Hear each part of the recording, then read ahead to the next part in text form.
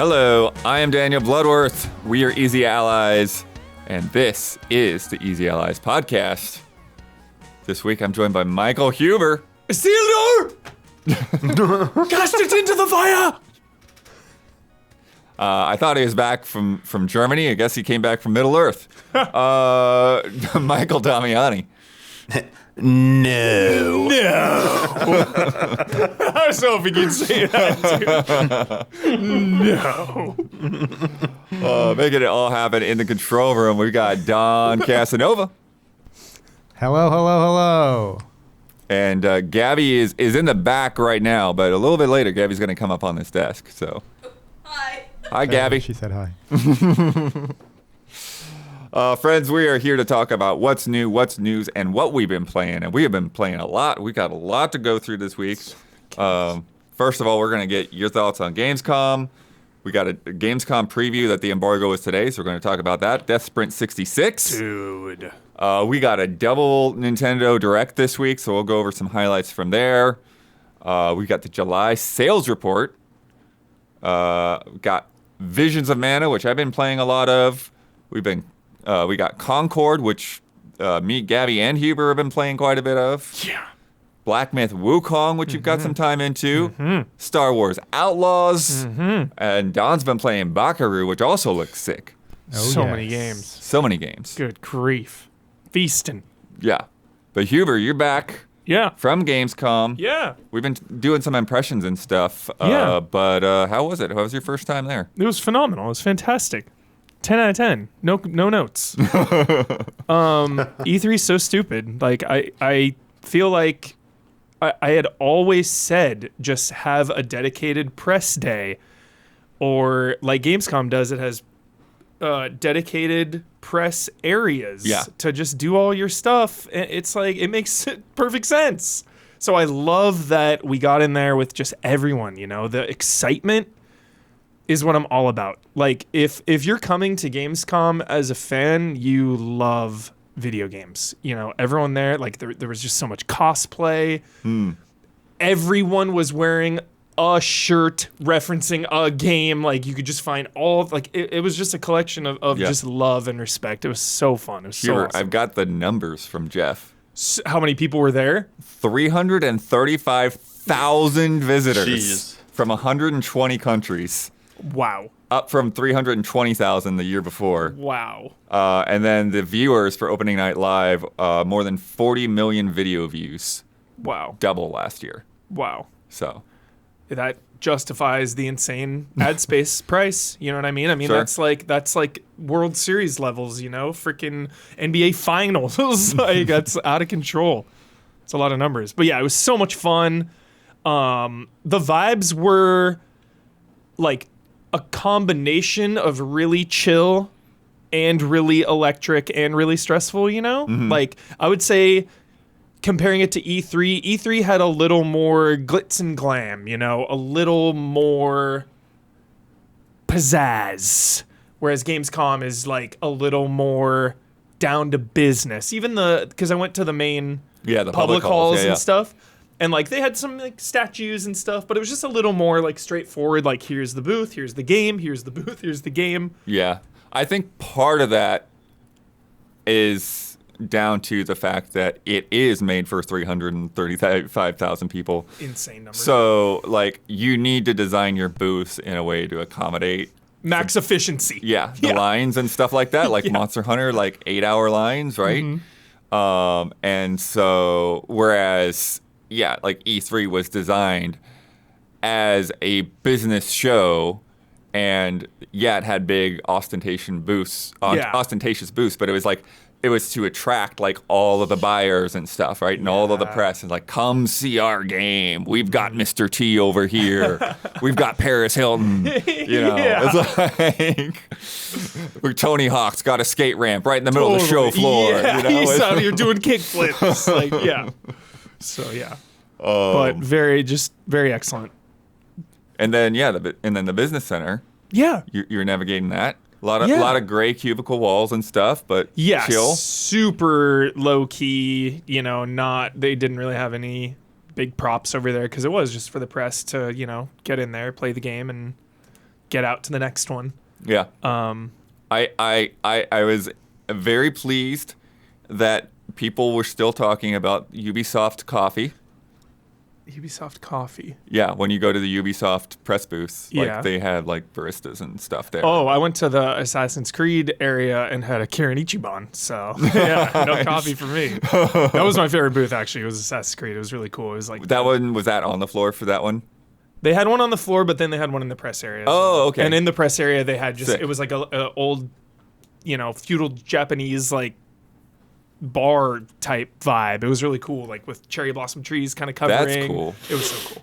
Yeah, because that's usually not the case, Yeah. like in the press area, at least Yeah. the years that I went. So It was very nice. It's nice for them to have it decorated. I think one of the main takeaways, and I think this every time I go to an event like this, is one, talking about video games in person with people is 10 out of 10 the best thing ever, because online like dehumanizes things. And being able to talk to devs. Like, I'm sure we're going to get into it later in this episode, but, the vitriol in the gaming space has reached, all-time levels of intensity. And just being able to talk to a human about a game they're making Yeah. and like seeing and feeling and hearing that passion is like what this is all about, and I feel like all that stuff gets lost in just the fucking baggage of console wars and whatever. And it's like people are out here. Yeah, it's a business, of course, always. You can throw that in my face. It's a business. But like people out here are just trying to make games from love, giving love to Yeah. all of us. So yeah, that was what I enjoyed the most, just talking to everyone about games. And we have a lot more things to go up, but like even the stuff that we put up like the other day, like the devs are just psyched Yeah. to see your reactions, to see you talking about the games And that I'm you saw at the show. psyched to just talk to them about it. Like, tell me why are you doing this? Like, Yeah. where does this come from? It's awesome. So fun. How is opening night live in Hmm. person? Because that's something that I haven't been to. Good. We were in like the very back because Okay. we had a huge group. It was kind of chaotic. We had like, because we were part of that, Gamescom international type thing. The press press that they thing. had fly in. Yeah, so we all met for a dinner and we kind of lagged and like we all walked over and it was like kind of a far walk and there was a lot of us, so it was like slow moving. Then like So it wasn't assigned seating. It's basically No, it was not, So you yeah. just like wherever is open. Yeah, the ticket situation was like a little weird because it's a separate ticket. So we ended up sitting in like the very back. So some of the audio is like kind of hard to hear, but I mean, it was electric for Nice. sure. I did miss reacting with all of you though. I like sharing those reactions with Easy Allies chat and all of you. So But we got one. the Mafia for We sure. got Mafia I in know. I there. literally popped out of my seat and was sprinting. Yeah, it was crazy. It was crazy. Someone was like, "Were you in the bathroom? Is that why you were?" I was like, "No." I like just got up. I was like, "Ah." And then what else? Meetup. The meetup was a freaking 10 out of 10. So jolly. We met at the Cologne Cathedral. It's the third biggest church in the world, which is insane. We met that out place there. is amazing. Yeah, then we just went down to this little corner bar spot, patio seating. We all just hung out there, talked about what we were playing, Easy Allies, just talking about games. That was it. Having a lot of beer. It was super fun. I wish we could have stayed all night there, but it was like after a long day, and then we had another long day. Right. So yeah. a couple people like took off a little early, but we were there for a good like 3+ hours hanging out. So That's good. Yeah, that's a good amount of time so for sure. much fun. That was a good night. That was the best. Yeah, that was one of the things too with Gamescom. I always felt like just the nights would just get away from you because it's like the sun's out later there and it's like all of a sudden like you look and it's like it feels like the sun just went down. It's like, oh, it's 11:30 right now. Yeah, for sure. So super fun, so awesome to see people. What else did you get to do? I know you went to like one of those outdoor concert things, and I know you went to like a football game. Yeah, Tim, a patron, had an extra ticket to the FC Cologne football game, soccer in America. And I had never been to a European football game in my life. I'd always wanted to go because I love sports. And it was insane. It was insane. One of my favorite memories now. The game was at 8:30. We started drinking at like 3. It got a Okay. little intense there after the game because they won 5-0. So then we met some of his friends at a bar like across the street. It got out of hand. It got out of hand for sure. But that game was so fun. I bought it like a scarf, and now I'm a lifelong FC Cologne fan. Okay. Yeah, they play this weekend. I'm trying to find a way to watch it. It's at like 4:30 in the morning Pacific time. Yeah. Nice. So 10 out Um, of 10. Damiani, you were at Gamescom at least once. I'm trying to think about how many years you were there. You got any thoughts or questions for Huber? And I'm glad you liked it. It's pretty awesome. I'm glad it's still at the same place too. A lot of these conventions, I don't know if they all stay at the same place or not. I mean, TGS always, I think, have been at the same place historically. Yeah, And the Buckeye. E3 moved that 1 year. I only went to Gamescom back in 2009 that one time. It was unique because it was the first time it had shifted from where it had used to be in Leipzig, right? So yeah, it just that moved whole to Cologne. situation is really weird because it's like it's not exactly the same convention, but it's like it replaced a convention that had been happening in Leipzig. Okay. Yeah, there's different organizers. Yeah, so I never went to the one that was before the current version of Gamescom, but yeah, everything Huber said is true. Yeah. Like it's just, it was just way different vibes. Both it and like old TGS now, considering that was the same year I went to TGS.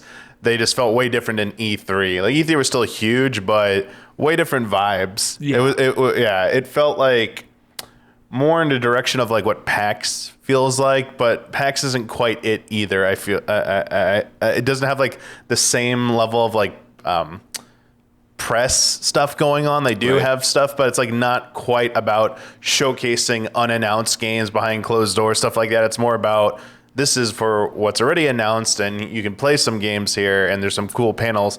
That's the other thing, like panels. Like I love stuff like that. And you said getting to like talk to devs, and so you don't always really get that at E3 because they're all busy having to do interviews. Yeah. So they're always like in their booths, up in an exclusive VIP area, or on the VIP floor, the meeting floor, where you won't bump into them. So that's kind of like nice to have a little bit of that, right? Yeah, so fun. Yeah, and it was mostly work the whole time. So like we had the meetup that one day, and then just the football game the other day.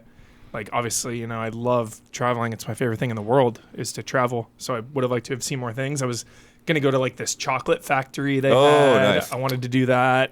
You know, I love going to museums, but just didn't have time for any of that. I chose the football game, and I chose wisely because that was good. Like once in a lifetime for sure. Yeah, the years that I went, I'd actually had friends that were local in Dusseldorf, and so the first year I just kind of like went to a party at one of their places, and then the years after that, I had always booked my return flight to be a week later. And I just stayed for an extra week, and like while they were at work, I would borrow their train pass. Awesome. And would just wander to wherever I wanted to go. Bud, that's sick. And then they're off work. Then we would hang out, go get coffee, go downtown, do whatever. So it's so cool. Yeah, it's good stuff. It was. Next on our list of Gamescom previews, Huber. Oh my God. Deathsprint. Oh my God. 66. Holy shit! Get hyped, everyone! I am so freaking jazzed. Rolling the viewers. Dude, this is the one I played at Game Fest. Dude, you played this too? Yeah, I played this at SGF. It's so good. It's so good. I'm obsessed. They describe it as adult Mario Kart, but you're running. Yes, perfect. It's gory, super gory, super violent. Yep. It is very much Mario Kart, but you're sprinting. And with some blood and guts. Primarily a PvP game. 8-player races. PvP is 8-player. Okay. Yeah, that's the main deal. That's the main mode. You're racing against other people. And it's Mario Kart style, match starts, you start sprinting, you can drift, just like in Mario Kart. Yep. Did I say Mario Party? Mario Kart. You said Mario Kart. Yeah, okay, Mario Kart. You do the drift, and your little thing on your back, just like the tires in Mario Kart, will start, change a different color. Nice. You release, you boost. You can pick up items, and some of these items are, saw blades you can throw at people, and it just rips them in half. You pick up those little lightning shards all around, and that's your boost. You have a boost meter as well. And there's just a ton of hazards. There are hazards all over the place. Spinning blades, pitfalls, lasers that will just cut you up. And there's grind rails that you can land on, grind rails you can hang from, walls you run on, and things you need to like jump through. So there's just a lot going on, but you know exactly what to do immediately. Like really, really easy game to just pick up and have an immediate good time with. It just felt super good. Like every time I finished one, I was like, can we do one more? Can we do one more? They're like, oh, time's kind of up. One more, please. There's also a PvE mode where it's like little time trials. Okay. Those are insane. Like a hardcore time trial game where like the difference between like, getting gold and not ranking is like 2.2 seconds. You're just like, what? Like, I mean, that's a big gap, but yeah, you know what I mean. More like 0.2 seconds. Yeah, exactly. It's like, So there's a lot of time trials you can unlock if you want to just like cool off from the insane PvP vibe. Yeah, and I know that these guys are like veteran racing game guys. Yes. One of the guys that I talked to at Summer Game Fest, I believe he was, this guy right here, Andrew. Big fan of game trailers. Yeah. Yes, and Easy Allies. Yeah, because he had stopped me at Summer Game Fest. I didn't have that appointment. He was just outside and wanted to chat. They worked on like Driver and I think the Crew as well. And been making racing games for a long time. Yeah. And it's so cool to have something like this that just really stands out because I feel like with some old gray box stuff, some old prototypes, gun, like shooting around, climbing, weird. But yeah, because it's like now especially like you really have to do something that's a bit more out of the box because just general racing games have been just overtaken by things with licensed cars. Like you need 100%. To be like Need for Speed or Forza and have every Lamborghini and every Ferrari that you can get. It's a good call, bud. Yeah. And this is it's just crazy. It's just crazy to see dudes running around and sliding around corners. It is striking, and it feels like something you've played before, but also new. And that is a very magical, special place to be in. Obviously, we're referencing Mario Kart, It's like, oh, I've played this before, but like you see it and you play it and you're like, wow, this is actually like unique, it's different. Like I've played games like this, but not exactly like this. What happens when you get chewed up by something though? You respawn and you're like out of it. Not out of it, but like you don't want to die. You do not want to die. Okay. Yeah. You're right back in it, but like then people are sprinting, So if you make a mistake, you're behind for sure. Yeah. When you like there's like the ones you can hang on to, and those are so fun because hazards will be on different sides, and you have to like, move your body certain ways to dodge out of them. It is just such a good time. My main note, all caps, was fucking insane. Like the energy of this game is out of control. I really feel like this has the potential to blow up on Twitch. Like I feel like this game is special. I don't know. And, you never really know when a game is going to PAL world it and be this overnight sensation, Helldiver style, or just crash and burn. But Deathsprint really feels like it has the potential to be one of those, Fall Guys style Twitch games. It's just hopefully it'll catch on. Because, it is, the gut reaction with the internet and games obviously is superficial. You look at it. The first thing, Right. You don't get your hands on it. You don't know. You just look at it. And immediately you have all these judgments and comparisons.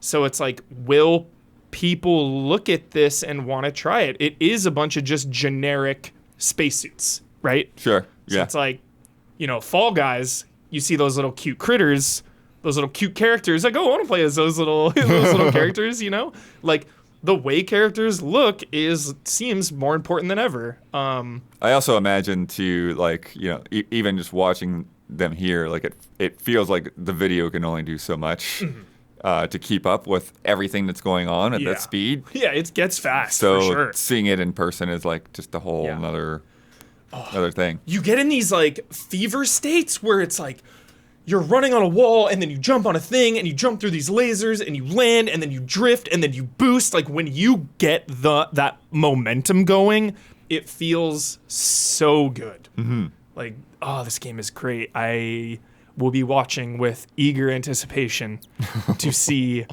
the hype. You know, I hope it catches on. Yeah. Cause it is immediately fun. So. Excellent. Yeah. Great game. I'm so hyped on it. I was so bummed there was like an embargo right away. I was like, I just want to talk about Deathsprint. Right. That's what it was. You really wanted to get in there immediately. Yep. So sweet. Very, very, very cool. And I think it's free to play. Pretty sure. I don't remember off the top of my head. Let me see if. Pretty sure. F2P. They had a thing today. Or it's like 20. It's either 20 or free. Deathsprint price. Do we know? Do we know, chat? Do we know, Don? Do we have these answers? It's launching on September 12th, so that's very soon. That's coming good up. to know. Yep. Holy moly. Yep. See you on the tracks, everybody. It's very soon. Some of those time trials were so absurd. It doesn't say anything about being free to play in the press release, at least. All right, maybe I'm making that up. I'm sorry. I don't know the price. But either way, sick game. Yeah. I'm definitely looking forward to getting in there. I think we're going to stream it too, so. Oh, yeah. Please. It'll be great. Please, let's stream. I have a feeling Swordfish will get in there and start body checking us. My anime rival, Swordfish. Absolutely. All right, for our next game, we're going to get Gabby in here, so we're going to have a quick scene switch. Review copy provided by PlayStation. Oh, jeez. Oh, jeez. Because it is time to talk about Concord. We got Gabby on the desk because Gabby's been playing with us. Like crazy. Yeah. This game, it's been nuts. It's been insane. The most insane bomb of a game. Yeah. Because they were talking about like opening weekend, they had like a concurrent was below 700. Yeah. So dark. On Steam. Yeah. But even on PS5, they were saying it was like, oh yeah, I looked today and it was like 44th on the best-selling list on PS5. That's not great. Yeah. And to me, it's because of a variety of factors. So many factors. There's a culture war going on. There's a hero shooter fatigue going on. There's actually mediocre reviews for it. Doesn't help. Yeah. Like 70s. Wait, and really? first, and lack of content.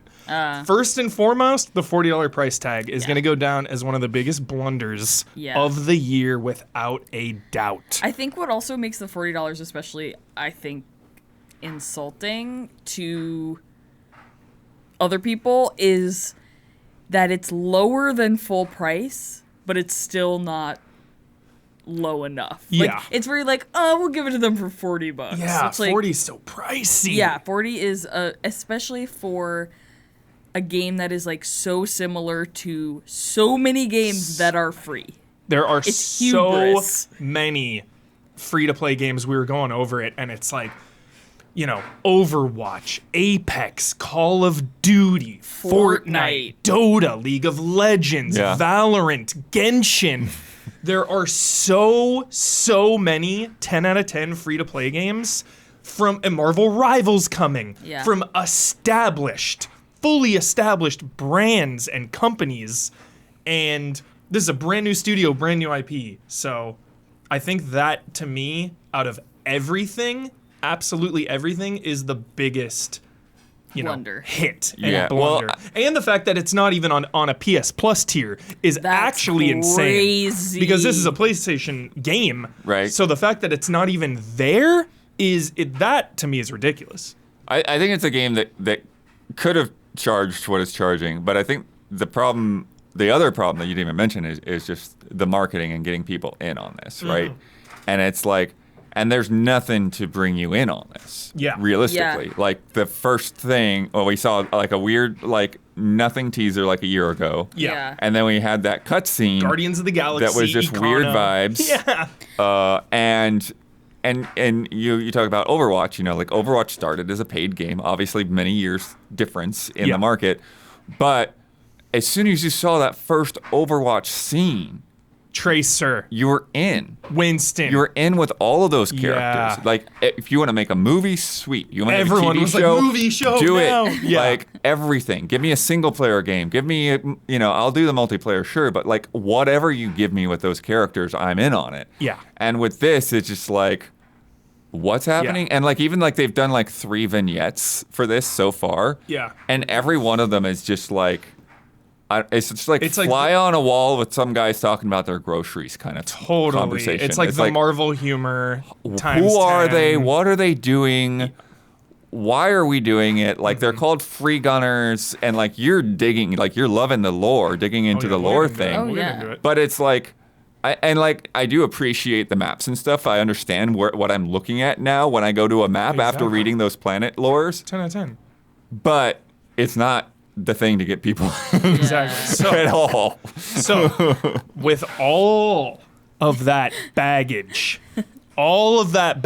if you push it aside, which is what I always talk about replaying games, because I get to replay them without the baggage and the noise, this game is fucking amazing! Game ripped. Dude!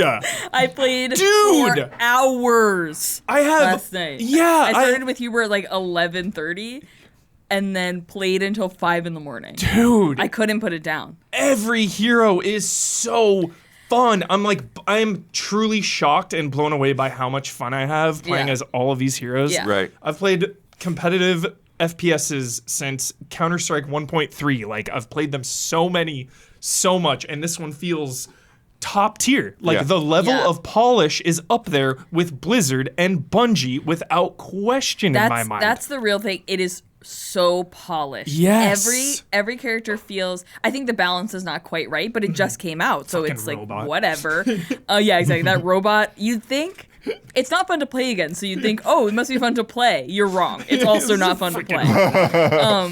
I was starting to figure it out, but I think the It's robot technical. is for me. It's a specialty. I It's haven't gotten a very- single kill with the robot, and I'm level 3. Anyway, so okay. I'm gonna remember how Titanfall, the first Titanfall game, was $60, right? And it was just multiplayer. Yeah. Yeah. So I will agree, $40 is too much for this game in the year of our Lord 2024. 100%. But I think if you are thinking of getting into this game, think of it like Titanfall or think of it like Overwatch, where you're playing full price. And yes, the characters are a little, Fine. they're fine. Yeah. But I disagree with people I've talking grown on a about few. the character design being bad. I disagree. I think the character design it's a little bit maybe overdone, but the characters are really distinct. I'd rather these bright, colorful characters, 10 times to 1 over like 6 They're not bright men and colorful, dressed though. in brown. They're like Yeah. that's the thing though. They're muted drab olive No, green. they're so and bright. blue Like lipstick and like weird. Yeah, it's just I don't know. But like this is like I even said this to somebody earlier today I think. But like my experience like with Concord is like looking through these characters and be like this is ridiculous. This person has a salad bin for a helmet. yeah. And then playing, it's like, oh yeah, salad hat's pretty cool. So that's so fun. Yeah. It's like especially So like after fun. I've played, like that's the one I keep Like going the back dart to. on to ignite the flames is Yeah. so sick. When I first Oh, here it is. played- Perfect timing. Yeah, there you go. When I first played Overwatch, like when you're trying characters, I feel like if you'll like try a character and immediately be like, this isn't for me. I Yeah. don't understand how to do this. I don't understand what my goal is here. With this game, every character I got Yeah. immediately, Yeah. except for the robot. I'm a robot Same. hater, but the rest of them. I want to use everybody. Every single. And truly, Everybody. I would move to the next character, and then I'd be like, wait a second.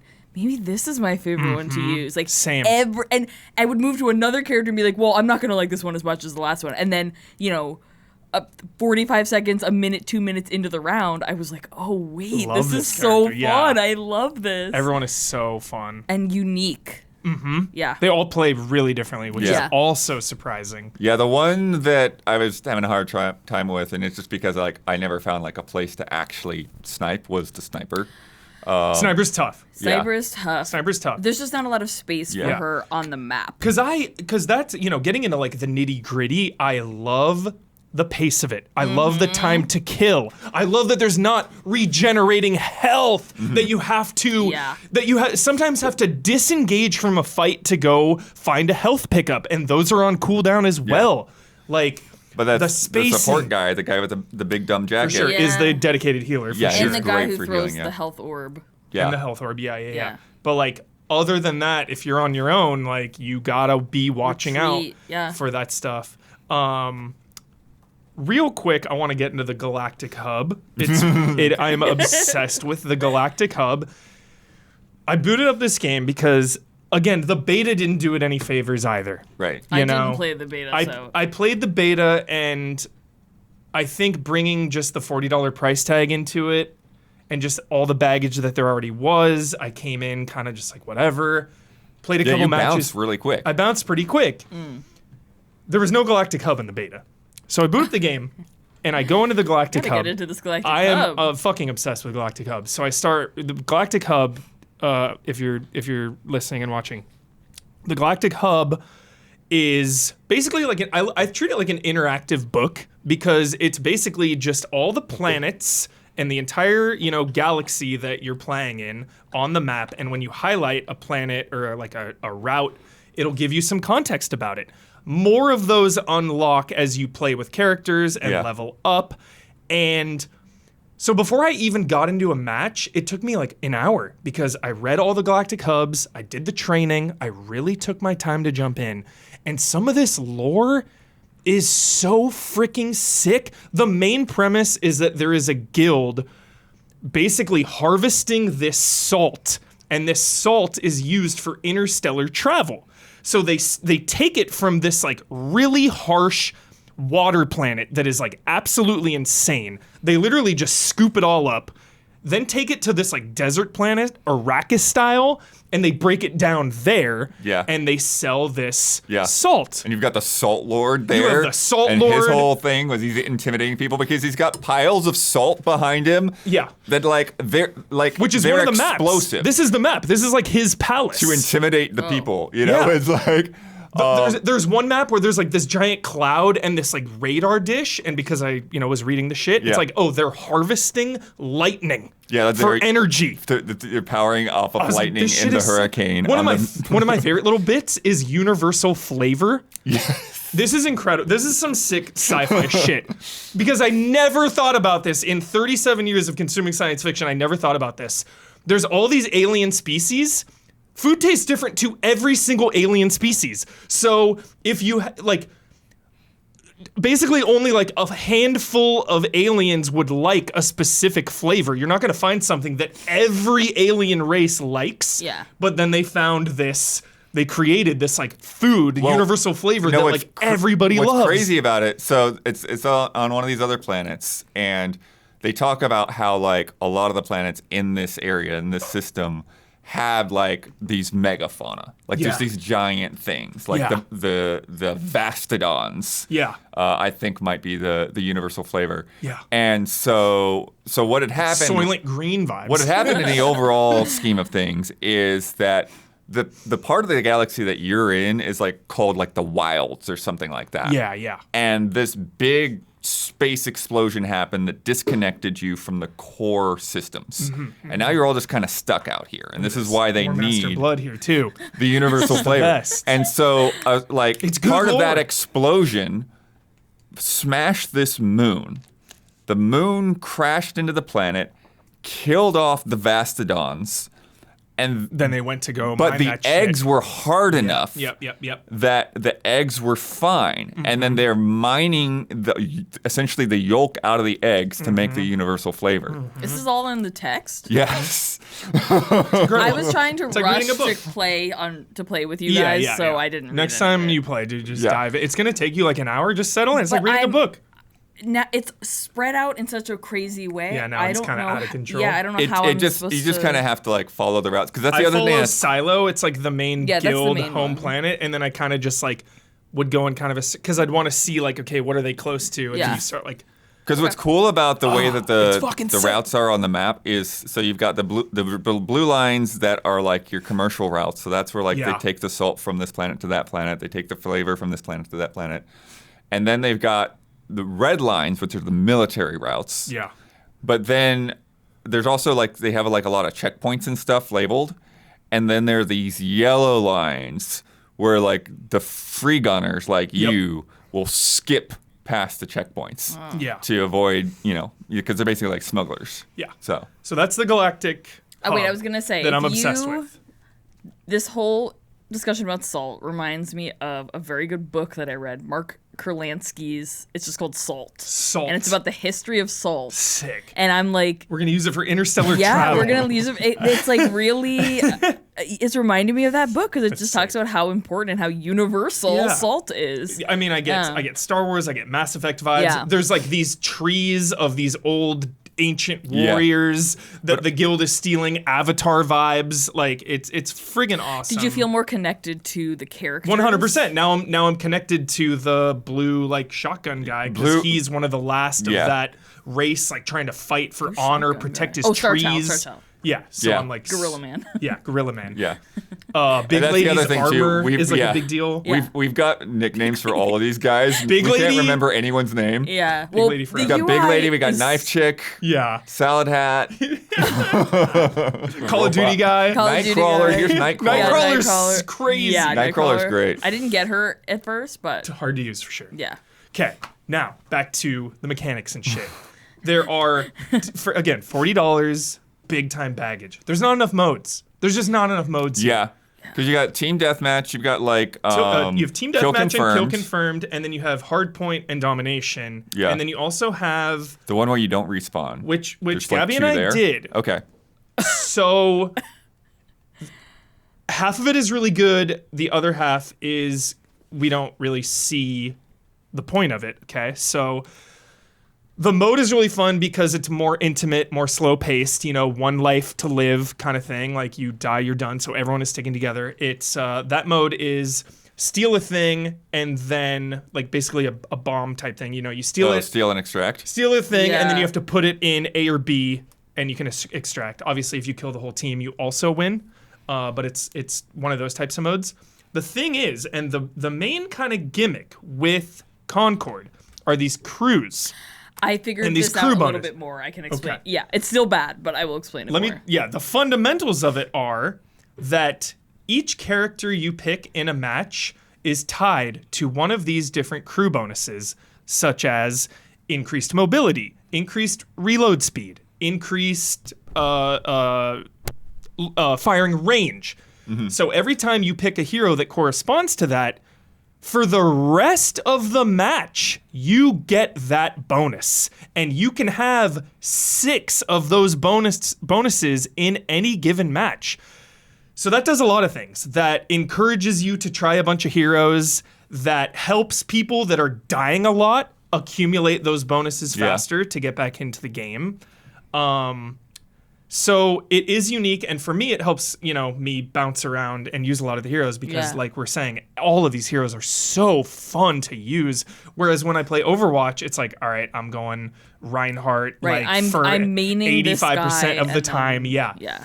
So this, the rivalry mode where it's one life to live, there's this whole thing about like bringing your crew deck into it because Yeah. when in that mode, when you use a character, you only get to use them once. So then that card We will go away. think. Yeah, we think, but then we were losing. then we were losing, and it was like we can pick anyone. Maybe only if you win with that Yeah. character you can. It was Like really I, unclear. I get it on paper, but then the match would end so fast. it was like, who cares? who even cares about like a build? Right. Because then it gets even deeper where you're unlocking variants. I know, dirty multiverse word. You're unlocking variants of characters that also So- have different abilities. Yeah. Yeah, So that you're feels like- like a little overwrought to me because it's Yeah, like yeah. because basically each character has like a specific perk to that character. And then a variant is just like it's the same character with a different perk. perk. So why don't I just swap perks? Right, that's the issue. Why don't I just swap perks? Yeah. Great point. That's exactly what happened. Is I realized I had 2 Lennoxes. He's like the green alien guy with the pistols, scales and the pistols. Oh, he's fun. He's fun. So It's Chris Pratt. Yeah. Yeah, kind of. I realized I had 2 of him, so I looked at their perks and I liked the perks of Lennox 2 better.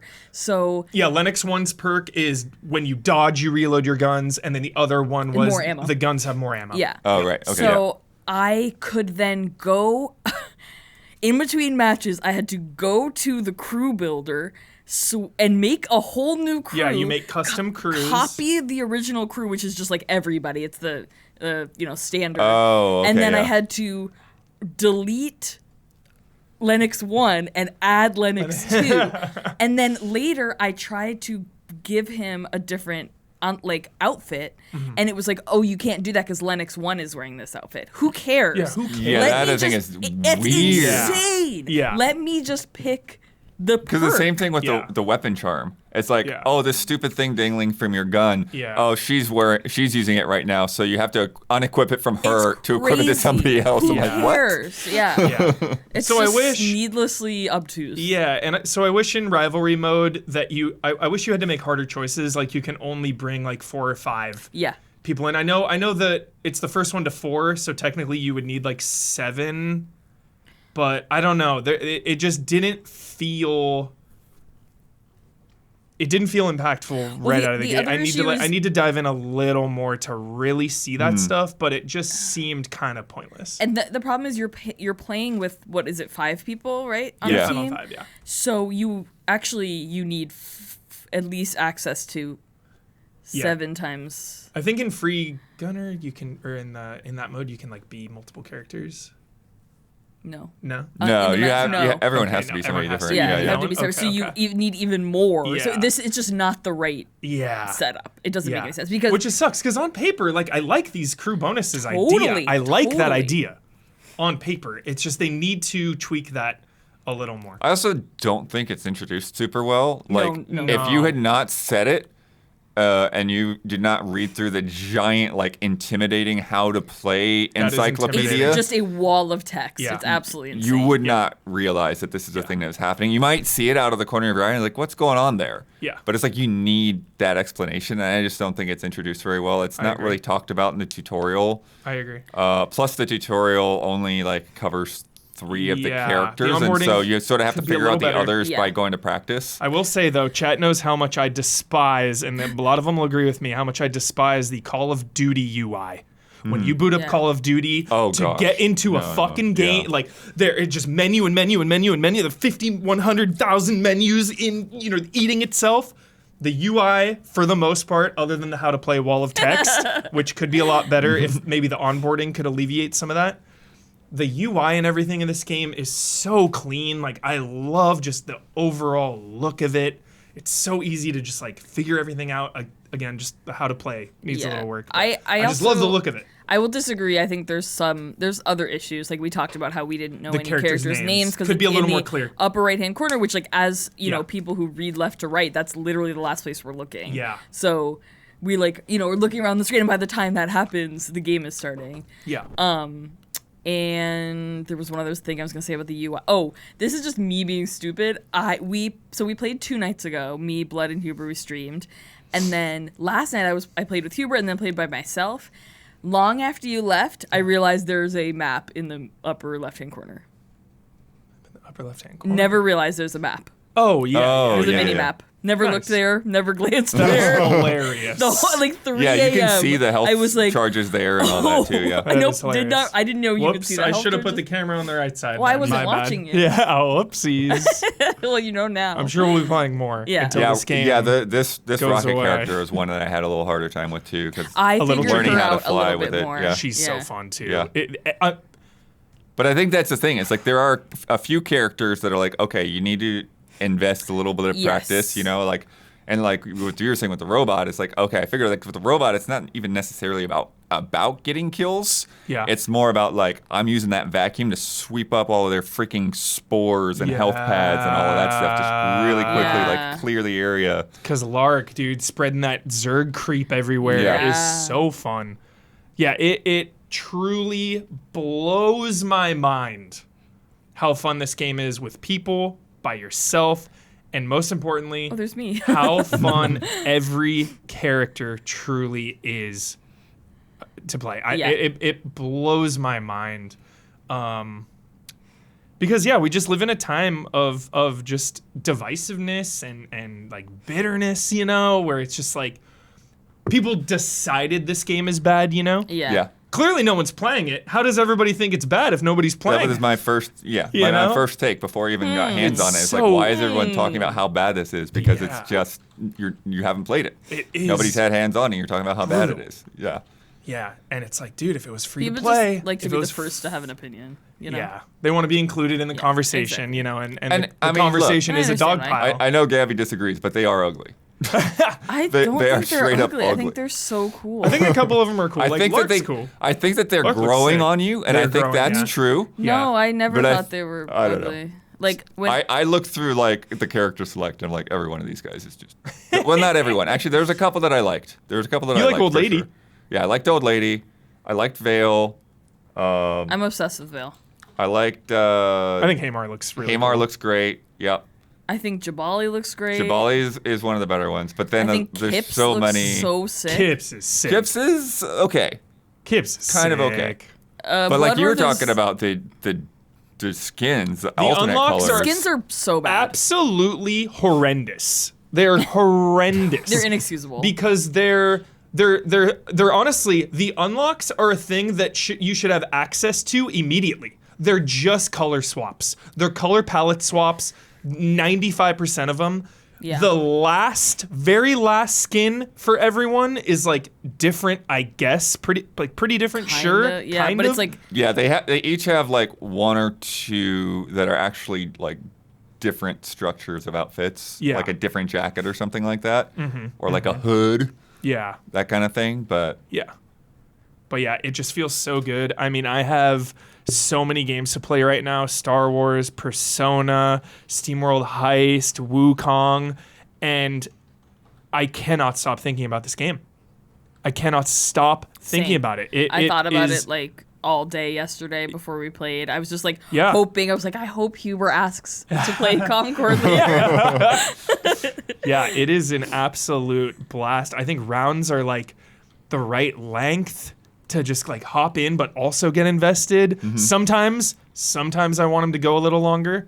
Yeah. I definitely Well- appreciate the ones we were doing, the control point ones, more than like team deathmatch. And I love stuff. I'm always domination hard point. for sure.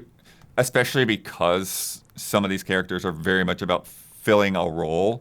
I think that works a lot better in the control zones. Yeah. I will like say with the I old really lady putting enjoyed up the walls. Deathmatch, though. Yeah. You know, I really enjoyed Deathmatch. I love that it does third person when you dodge. There's just something about it that's so sick. I love that. Especially with Kips, because you do like an invisibility Yeah. when you dodge. You need to be more invisible when you're Kips. Like, yeah, it goes away quick. You got to do it. And then no, I blam. mean you need to be harder. Oh, to harder see. to see? You're just like kind of opaque, Yeah. and everyone could always see me and just killed me immediately. Yeah. There's also like a single player time trial mode. There's only a few of them. I did them all. They're filler. Really, like the game is definitely starving for content. I think that with the $40 price tag brought the reviews down, and that's ammunition to the death of this game as well, you know? Yeah. You look up, everyone's freaking a slave to Rotten Tomatoes and Metacritic. Like you know, people always use that as some big factual argument like nope, bad.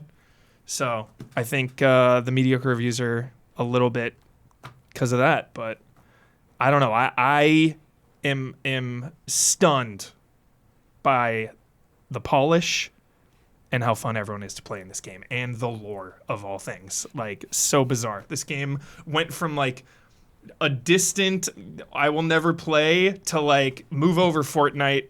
Like, holy shit. Yeah, I'm definitely gonna be talking about this. Hopefully, they continue to support it. But I I will be talking about this in January for not for game of the year, but like in our year end multiplayer discussion. Like the audio, I think, is super good. Like the way the gunshots sound is sick. The sound when you can actually when a notification goes away. When Solid Hat's firing the grenade launcher, like that doesn't sound like any other gun. Yeah. Like you know when that thing's going off. Yeah.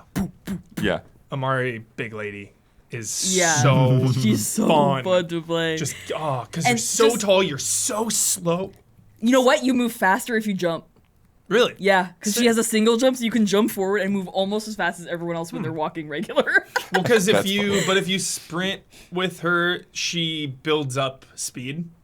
So if you're sprinting, it takes a second, but then you start going into like a little more of a run. It takes a while to like. Okay. Yeah. She rules. I need to play with the big guys a little bit more. Amari looks cool. Like, who doesn't look cool?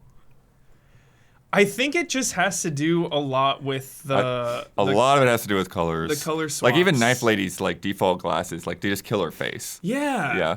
I can't like her like coat and the hair and everything looks cool, but it's like I can't like see you. No, I will say a lot of them are over designed, but I think maybe that's it. You know, it's what is it? Coco Chanel who said like. When you leave, take one thing off. When you leave the house, take one thing off. Right. And everyone definitely needs to take one thing off.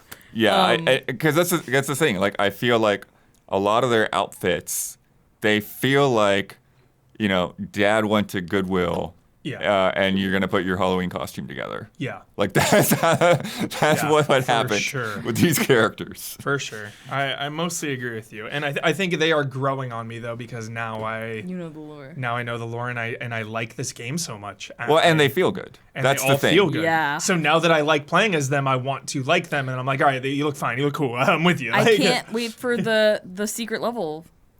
Yeah. Episode. They need that. Yeah. Badly. Yep.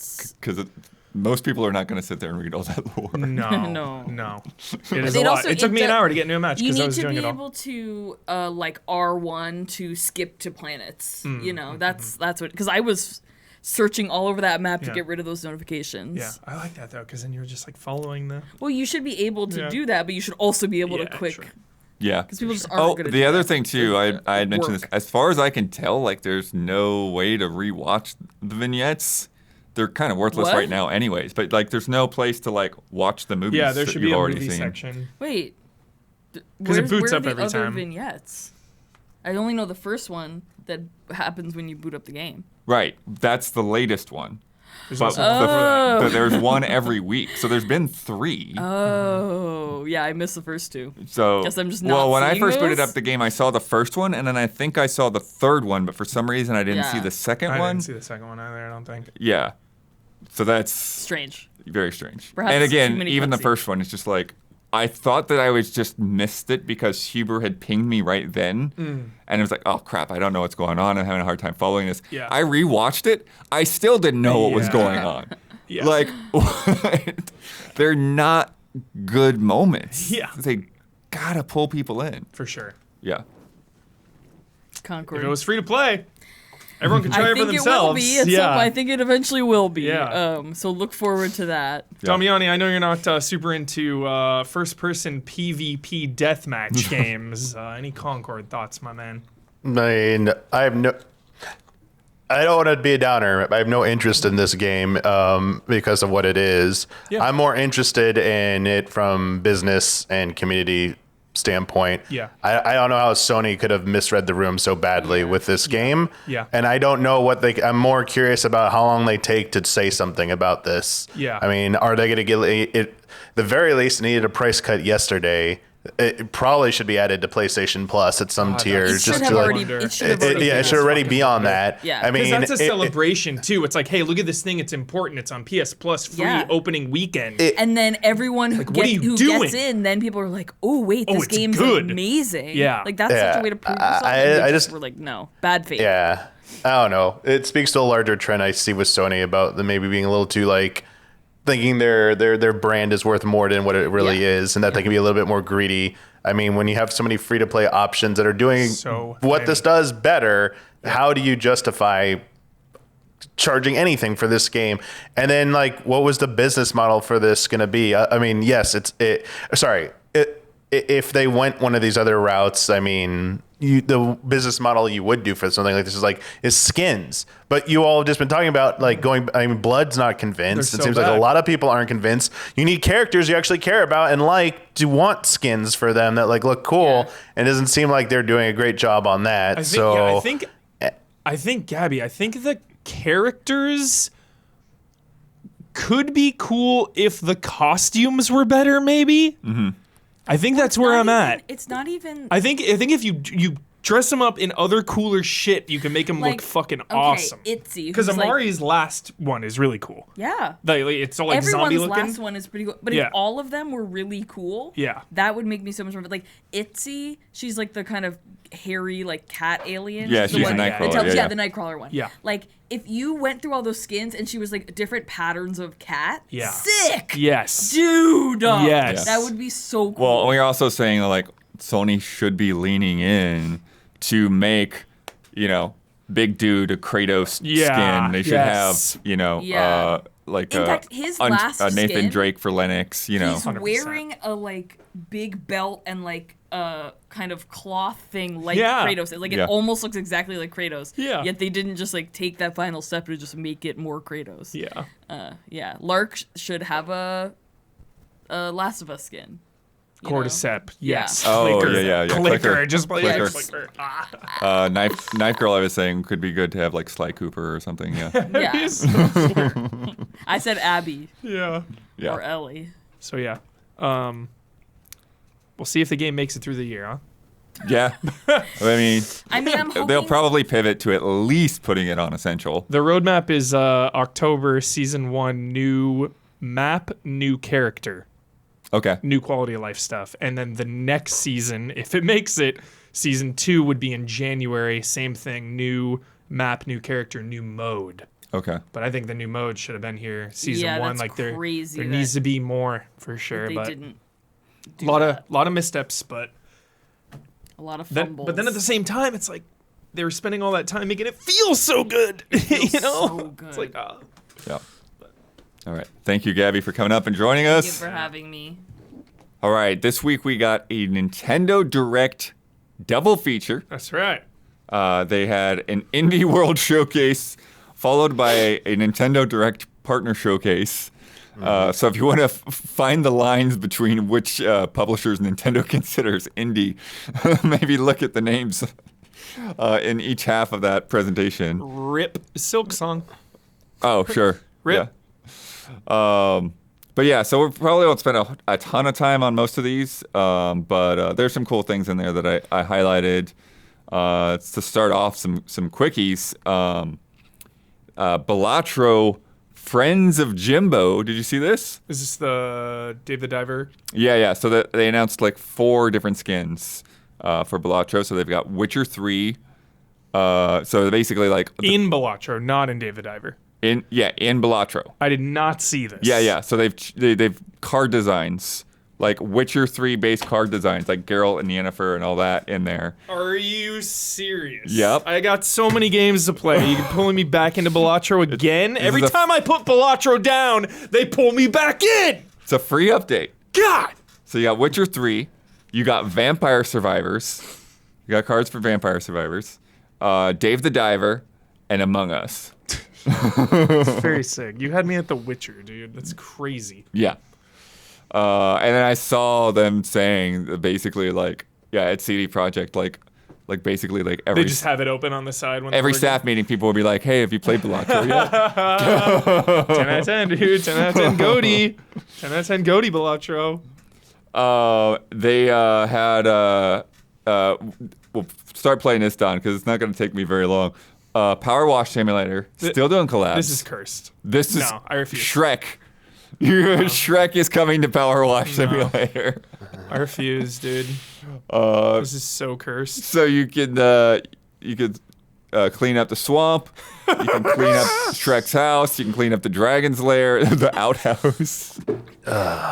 They've got 5 maps in total. It is somehow the worst thing ever made and also brilliant. Like this is I am upset, but I cannot look away.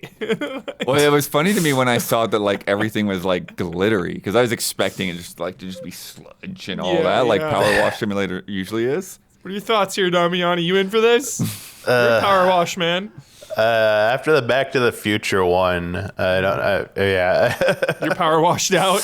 Yeah, they get a little. They get a. I keep forgetting how tedious they get in some of the environments. Like, washing DeLorean, cool. Washing Airbuster or something, or Cloud's bike in Final Fight, cool. Then like whole building structure, it's like, oh my gosh, like the movie theater in the Back to the Future one. It's like I hated climbing. Like some of it's just like, okay, no. And so, and the other thing is you don't get the music. You get like some text things like there won't, you're not gonna get like, I want to hear like donkey. I want to hear like Shrek scream donkey or something. You're not going to get moments like that. So this one, I feel like it's like, oh, cool, Shrek Swamp House. Oh, cool, that's it. Like I don't know how much mileage they'll get out of this one, honestly. But I mean, they're still doing crossover, so I mean, good for them. That's kind of cool. Yeah. Next up. Sea of Stars. Damn, man, still never getting it. a full-on new chapter, Huber. So jealous. This is a free I'm jealous. DLC chapter. Damn. Whole new story. Damn it. It's called Throes of the Watchmaker, and the Watchmaker is a character like pretty late in the game that you meet, and you go into like they kind of described it as like you go into like a miniature clockwork carnival. That looks amazing. And so your main characters take on like it. circus roles. Dude. So Zale becomes a juggler. Right, dude, the vibe is so right. And then Valir becomes an acrobat. And then they get this extra character named either Artie or Artie. I'm not sure if they actually said it in text. I didn't see that. God, but he's so like beautiful. a robot frog kind of looking guy. Mm-hmm. And yeah, like look at this puppeteer, like the great villains, Artificer. So Artie, yeah, okay. But yeah, check him out. Like he looks like Robo from Chrono Trigger. Badass. Yeah, I'm bummed. This is just depressing me. This is max FOMO right now. This doesn't come out. This is the until definition next of FOMO. Spring, Huber. Oh. So you're good. We got You time. We got time. Yeah. There's Look hope. at this freaking train. They just showed it for a hope. second, but yeah. Just staring down the barrel of so many games. Sea of Stars. Yeah. Throws of the Watchmaker. Good stuff. Damn, blood. All right, now I got an all new game for you. Okay. Morsels. This is one that I had to watch it for a while before. I'm like, I'm not sure I'm into this. But Annapurna's publishing this. Sweet. It's from a small team. It's a top-down roguelike. But it's got this crazy art style. It's got scan lines and stuff going on, but it's like psychedelic. It's like fleshy, but also cute. Yo, this looks cool. Yeah, it's got a really interesting vibe. Oh yeah, dirty. Yeah, it's like that grimy, like not quite Garbage Pail Kids though. Like it's still. Oh, I love this, blood. That's what I mean. It's like, you see what I'm seeing? It's like I love this. It's gritty and it's grimy, but it's not disgusting exactly. Yeah. It's such an interesting look. This like plant freako is jolly as hell, just laughing like, "Come hug me." Oh. You know what else it reminds me of? Nidhogg. Shops. Yeah, Nidhogg. Like sure. Nidhogg 2 kind of look. This character is amazing. Yeah. And there's like Frogger. this Frogger moment. Yeah. You get run over by a train. Kind of little Binding of Isaac there, a little bit. Mm-hmm. Just a smidge. But yeah, really interesting looking game. I'm in for this one, blood. This looks fun. Coming out February 2025. Okay, Morsels. We're getting these 2025 games going, Damiani. It's Start time. loading them up. Hubert, now for something that you're really going to be into, this has been known for a while, but this is, I think, the first time it's shown up in like a major showcase. You know more than anyone how much I love Arkanoid Bloodworth. No, so this is more like Lucky Hit or whatever. Like when Yep. when Lucky you're Hit. Plinko. Yeah, Lucky Hit, Plinko. Hell So yeah. this is a turn-based RPG with Plinko mechanics. Dude, what? So your guys are fighting on the top, but you drop the Plinko balls to like determine like how much damage and effects and stuff are gonna happen. Very fun. And you can see like there's all kinds of like different colored orbs and God, stuff that mimic. based on what you hit. And then like certain times like you'll get multi-balls and all of that bouncing around. Oh, that's so fun. It's craziness. Yeah. Brilliant idea. I'm trying to. It is Lucky Hit, right? I'm thinking of in 100%. Shenmue. Okay. You know it. Yeah. You know it, my For man. some reason, my brain was like, "That's the wrong name. You're Nope, talking about no. something else." Okay. Nice. You know it. Yeah. So using that to determine your damage and healing and all that stuff. Is it roguelite or just straightforward RPG? Let me see if I got any more info, because Yeah, that one looks great. I think there might be something to that, but let's see what they say about. Does the randomness of the lucky hit mechanic turn you off It is or roguelike. on Damiani? Sorry. The randomness of the lucky hit mechanic there. RPG to like determine your damage. I mean, it's not. It's not like like upsetting or anything, because like when you get what you're talking about, like when you get a crit that lands and it's good for you, it's awesome. But then like when you get like a low hit, you're like, damn it, what the hell? Like yeah, it's like it goes both ways. So it does like it's obviously its functions to make it exciting in a game that's just like looking at numbers when it's turn based. It's like, oh, especially older games. Yeah. But yeah, it doesn't like the concept doesn't like really necessarily inherently make me turned off or anything like that. Just know it evokes both. It evokes both emotions. The good and the bad. Yeah. So Hubert says it's roguelike. You explore a new map every run, That's fun. and successfully completing runs unlocks harder difficulty modes. Dope. So up your wheelhouse Yeah, dude. in multiple ways. But wait, Huber unlocks harder modes. They're not there from the beginning. That's cool. You build up to it. Oh, okay. So it's okay in this one. Okay. Yeah. Like endless runs, like Rogue Legacy kind of does the same thing. It's like you beat it, then unlock a higher difficulty, go again. Next up, Tetris Forever, Huber. Okay. So This is in the regular direct though, right? This is in the second half, the partner direct. Yeah. This is amazing. Yeah, so this is the next in the Digital Eclipse Gold Master Series. And so, yeah, telling the story of Tetris and also including like Amazing. 15 like different versions of Tetris from back in the Are you day. allowed to watch those movies on Twitch?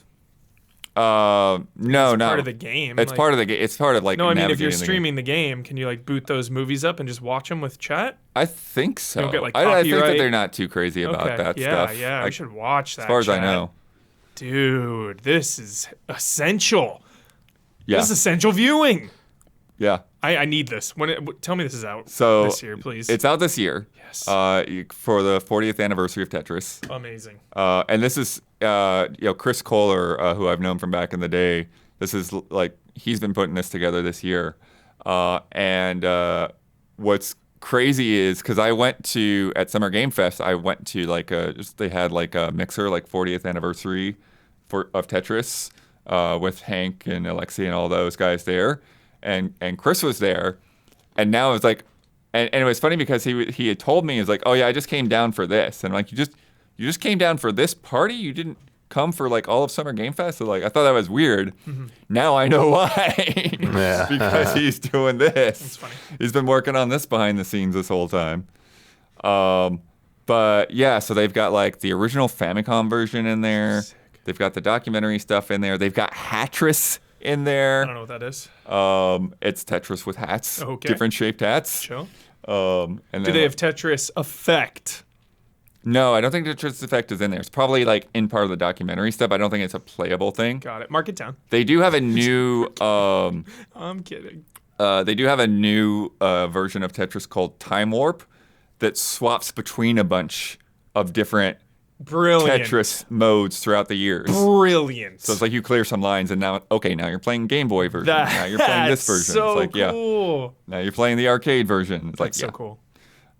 And then tacked onto this, Nintendo announced that the NES version of Tetris is coming to Switch Online. Oh, great. This year as well. Perfect. So, Is the Game Boy version on Switch Online? No. No, okay. It is, isn't it? Wait, Game Boy. Sorry. Game Boy. I think it Yeah, is. sorry. I thought. Cool. Yeah. Sweet, Then, sweet. sorry, you just said Nintendo's coming. It's later. I thought he was asking if the If it was Nintendo version dropped now. Got it. Sorry, I forgot you said it's coming later. Awesome. Yeah.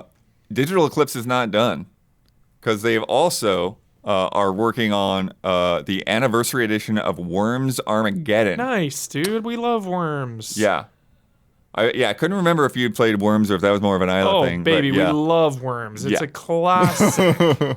So cool. If you're not familiar with Worms, you should get familiar. Wow. But it is an incredibly It's so unassuming, this game. yeah. There is so much strategy Yeah, it's that you don't realize. You know, you look at it and it is kind of, you're like, what is even going on? You just take turns like throwing things at each other, and like there is like the pace and the strategy and the fear when it's not your turn about what's going to happen, and like, you know, targeting the worms versus targeting the land they're on. Like, really, really good strategy game.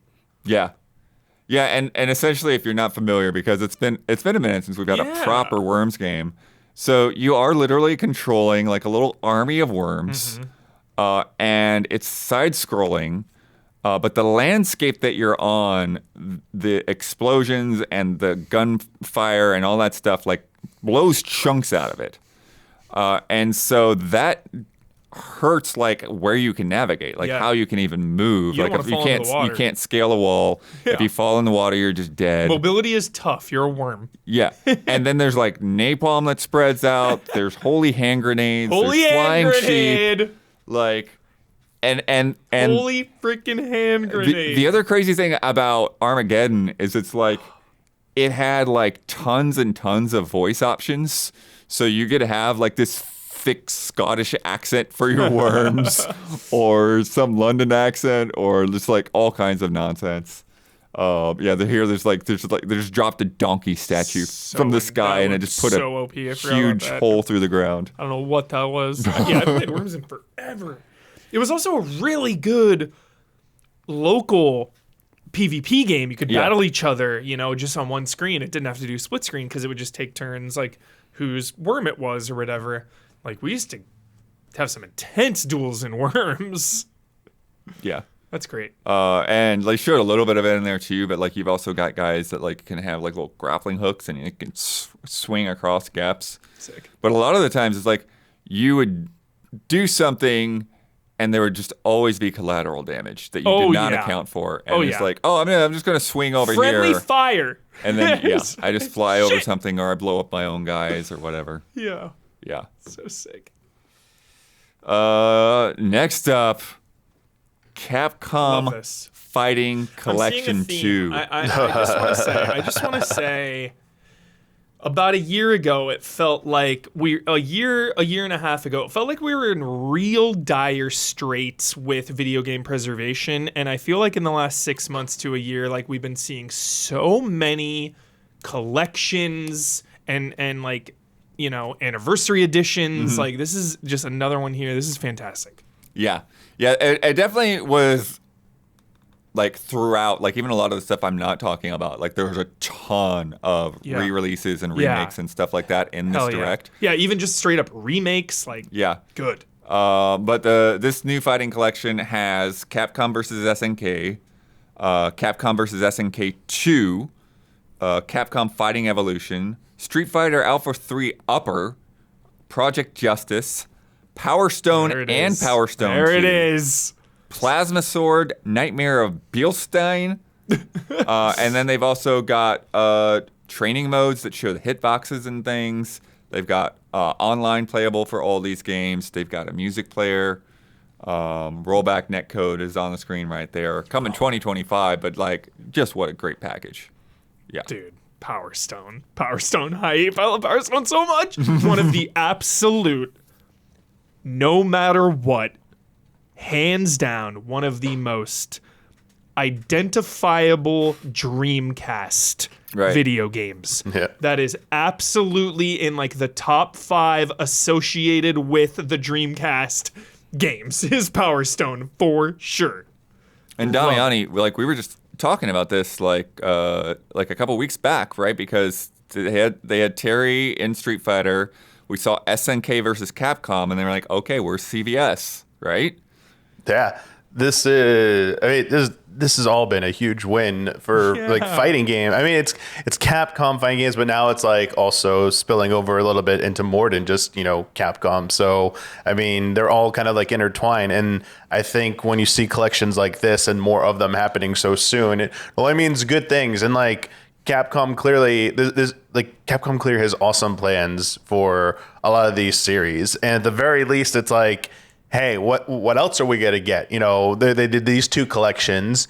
Clearly, Evil collection. Beyond Resident Evil, there's still even more, within their, beat 'em up and fighting game genres there that they could also bring back as well and keep doing more with. I mean, I don't know where it ends, but also like it bodes well for maybe new entries in some of those series as well. So this is really cool to see, and I know a lot of people have been pulling for this to happen. So it was really nice to see that faith and hope rewarded for this. So it's like really good and exciting times for that, and it feels like at this point Capcom lately has just been doing no wrong, honestly. Yeah. And well, I guess they still haven't released, for Huber, they haven't released all the old Resident Evils, on every 2 platform. just came to GOG at least. I was going to say they gave GOG, but like not everywhere else just yet. And Huber's still waiting for that. No, give me that console package of all of them. Next, the Castlevania Dominus collection, So cool, Oh, yeah. too. which is out now. Yep. I've been playing, what's the of Sorrow? Aria of Sorrow. Dawn of Sorrow. Dawn of Sorrow. Aria was is the first GBA. one. That's right. Which is hilarious because like I totally forget the GBA ones, like the names of which is the story of which ones, but like I remember like the stories of them. I was like, which one was this one a sequel to again? So I was playing it. I was like, oh, Soma, this guy. Yeah, I sort of remember. I was like, okay, I remember. It's really, from what I played so far, it's pretty fun. It like builds upon what the first one did, and just more of that style of gameplay, which is really great. And it's still a Metroidvania. Very interesting how they handle the one displaying the multiple screens, and then the options for the touchscreen input. So there's like 6 different options for how you can arrange the screens, which is really nice. The only thing I'm slightly bummed about is no matter what, the best you can do is make the gameplay screen and the bottom screen equal size on your Switch screen or your TV screen. So I've been playing this in handheld mode exclusively. So the maps can never be full screen. It's a little frustrating that I can't have a full screen map on my screen to see this giant Metroidvania map. So that's like the one thing I wish they would have had an option to hit like a menu button. Maybe I missed it, but I wasn't seeing it. Other than that, yeah, like touchscreen, like one of the abilities in there is like you have to break ice bricks or blocks with touchscreen. Since the Switch has touchscreen, just rub, and break them very easy. Or you can hold down one of the shoulder buttons, and then a virtual cursor comes up, and you can move that with the right analog stick if you really want to do it that way. But you like drawing the symbols for like the magic seals, just touchscreen. So it's very quick and easy and simple to do. So rewind, save states, like bunch of extras. Like if you've played the other packages, or collections, they got the same stuff in there. So yeah, really awesome. And like I had not played any of these 3 before, so this is really cool getting a chance to get into them.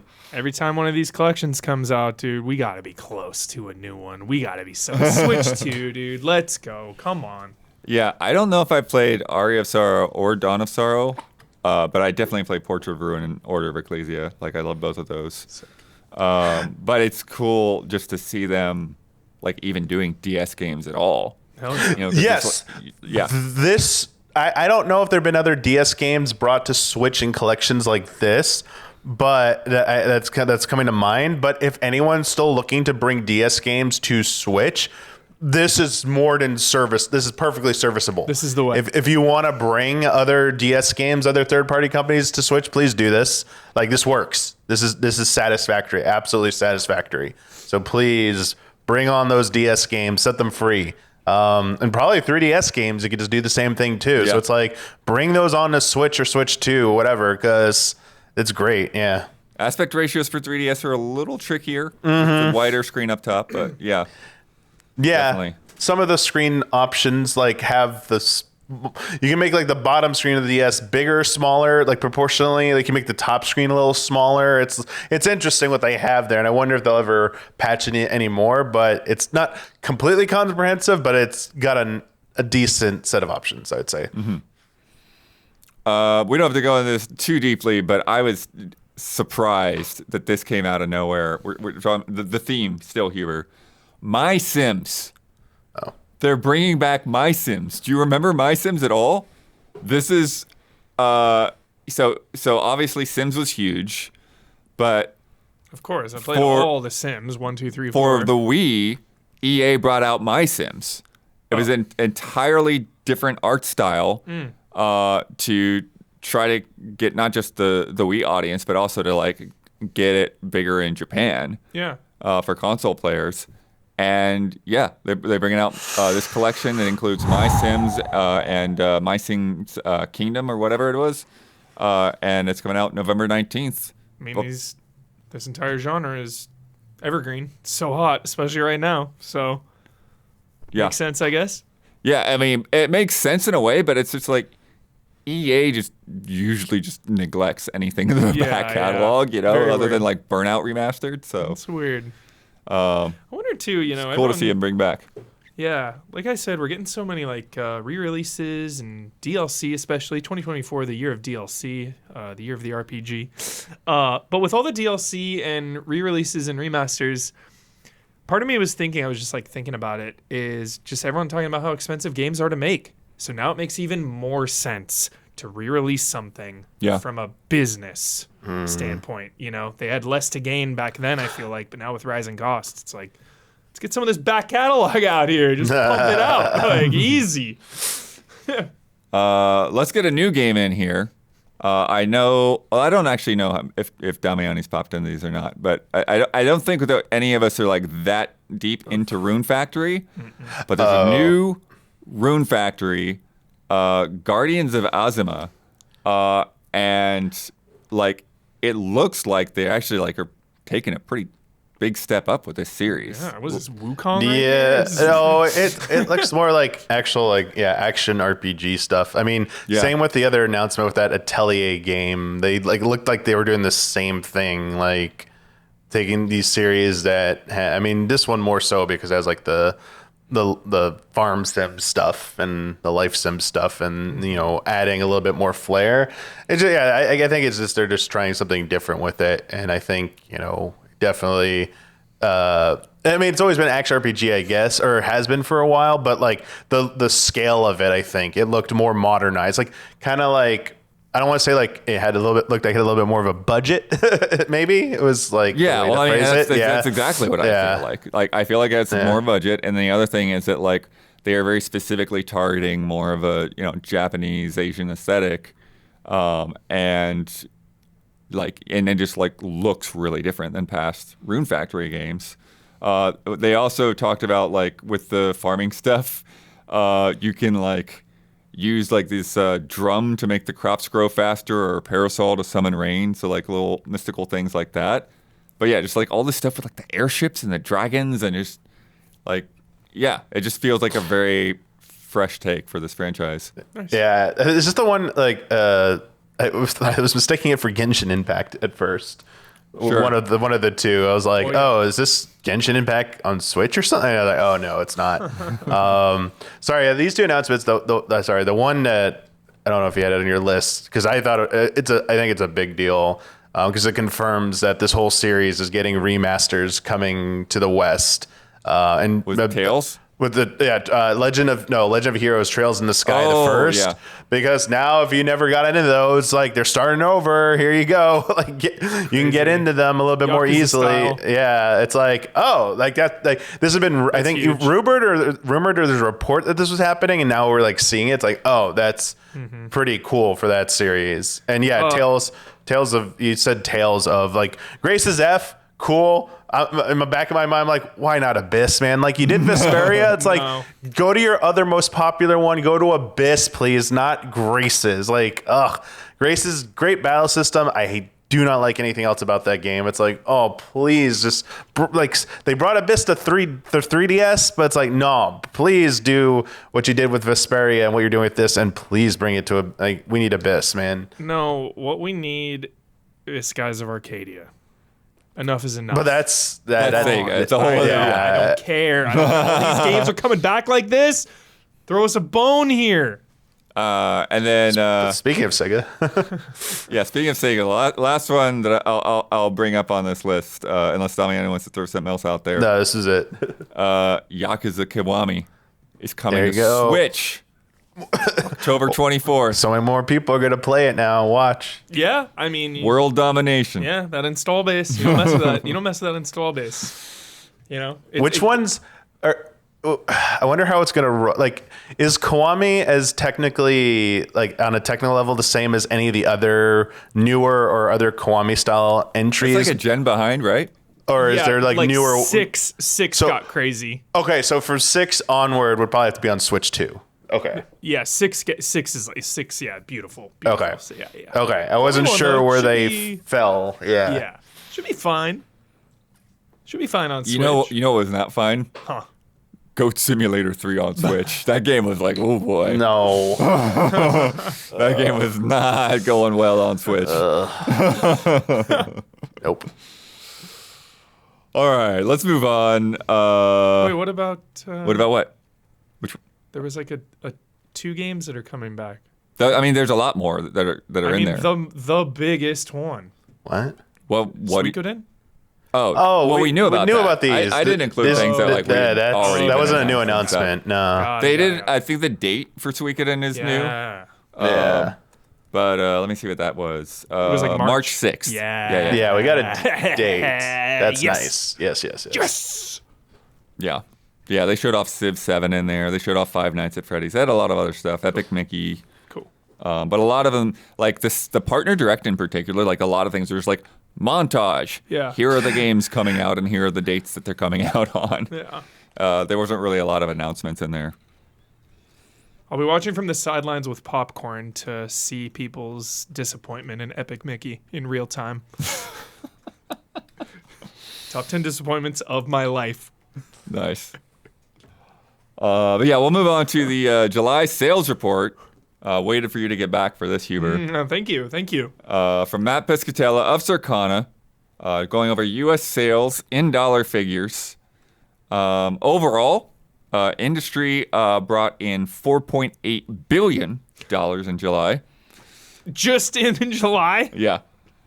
Which is up 10% from a year ago. Grief. And year to date, 2024 is up 2% over this point in 2023. So we're doing good, showing some growth. Yeah. Hardware, hardware's been kind of dicey. Everyone's waiting. Hardware is up 12%. Damn. Oh, it's All right. This is what, though? PlayStation 5 is up 25%. Xbox is up 48%. But Switch is down 44%. Whoa.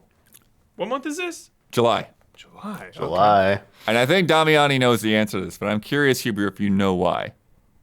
I would say Wukong, but that's to come in a couple months. That's Right. Yeah, because I know that the PlayStations were selling out for Wukong, but yeah, I don't know. July? Like, does everyone want to play NCAA? There is a very, college, very huge game. What'd you say? college football? It's it. It is it? There it is. I nailed it. College football There it is. has destroyed these sales Nice. charts. Okay. EA Sports course. College Football 25 Yeah. debuted as the best-selling game of 2024. And it's Crazy. It just just wiped out getting every other started. game's past 7 months. Just getting started. Soon as they look at that Untold episode on Yeah, Netflix yeah. and add in signal stealing campaign mode, baby. You know what I'm talking about, Michigan and Ohio State. I haven't watched fans. that episode yet. Oh my god! The whole time I'm like, dude, this is like Metal Gear Solid college football. What? I was like, this is like Mission Impossible college football. I was like, why isn't they like? I mean, they're making a rule next year, or this coming season. They can talk through the helmet, so there's signal stealing is going to be a thing of the past, sadly. But I was like, no, put in a campaign. That's so funny. It's like Black Ops right there. Huber, this more than tripled the total lifetime dollar sales of the previous best-selling college football game. So crazy. There's also, as if that weren't enough, there's also this thing called the EA Sports MVP bundle, which has both the college football and Madden. It was number 2 on the list. Oh. And it's 5th for 2024. Wow, dude! Wow. Just Sports. yes, we've always talked about it. I mean, for as long as we've been gamers, you know, we got the Maddens and the Call of Duties. You know, like the meme is real. The meme is real. But for college football to Like, come back a lot of this people- strong, Yeah, but a lot of people just buy their 2 games a year, and it's football and Call of Duty. Like, let alone college football because it's been so long. yeah. And because college football also has like such a diehard fan base, just like pro, maybe even like more loyalty because it's like your team. So Yeah. crazy. So those 2 took the top slots. Of course. There's one other July game. Erdtree?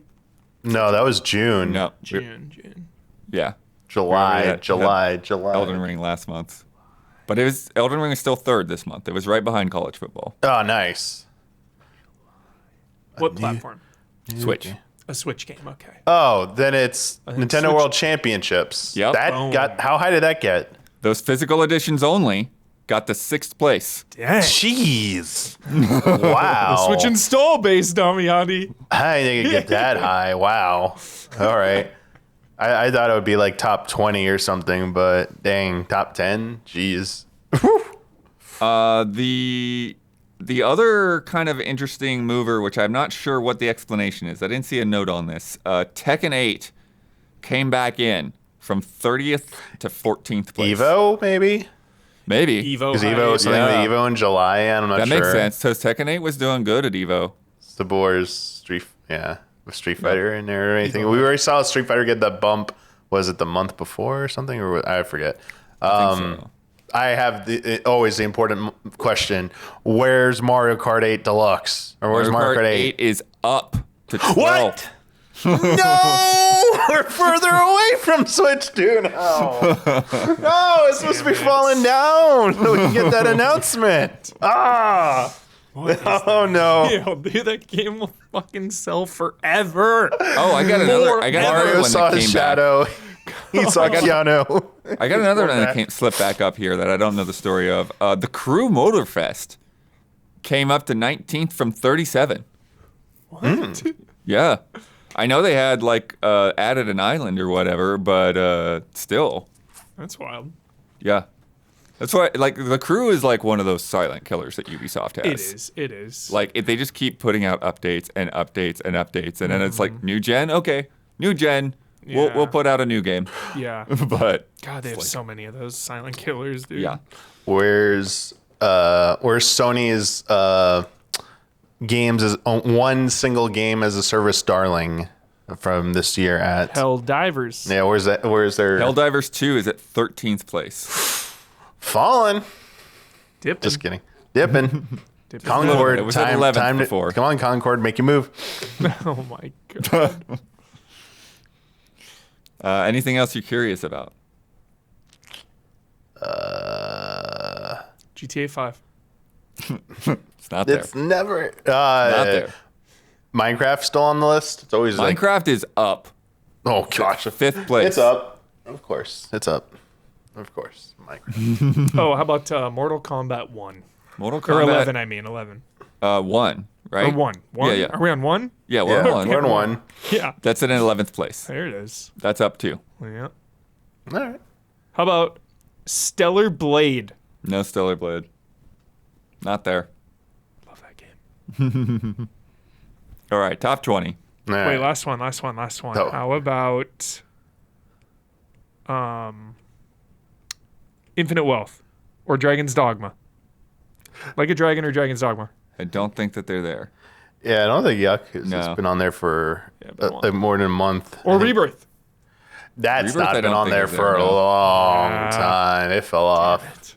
I think it's still doing strong on the overall year. We're waiting for that But- That PC drop. Yo, I forget they don't track Steam stuff. Damn it. Because I want Yeah, they do. Do they do?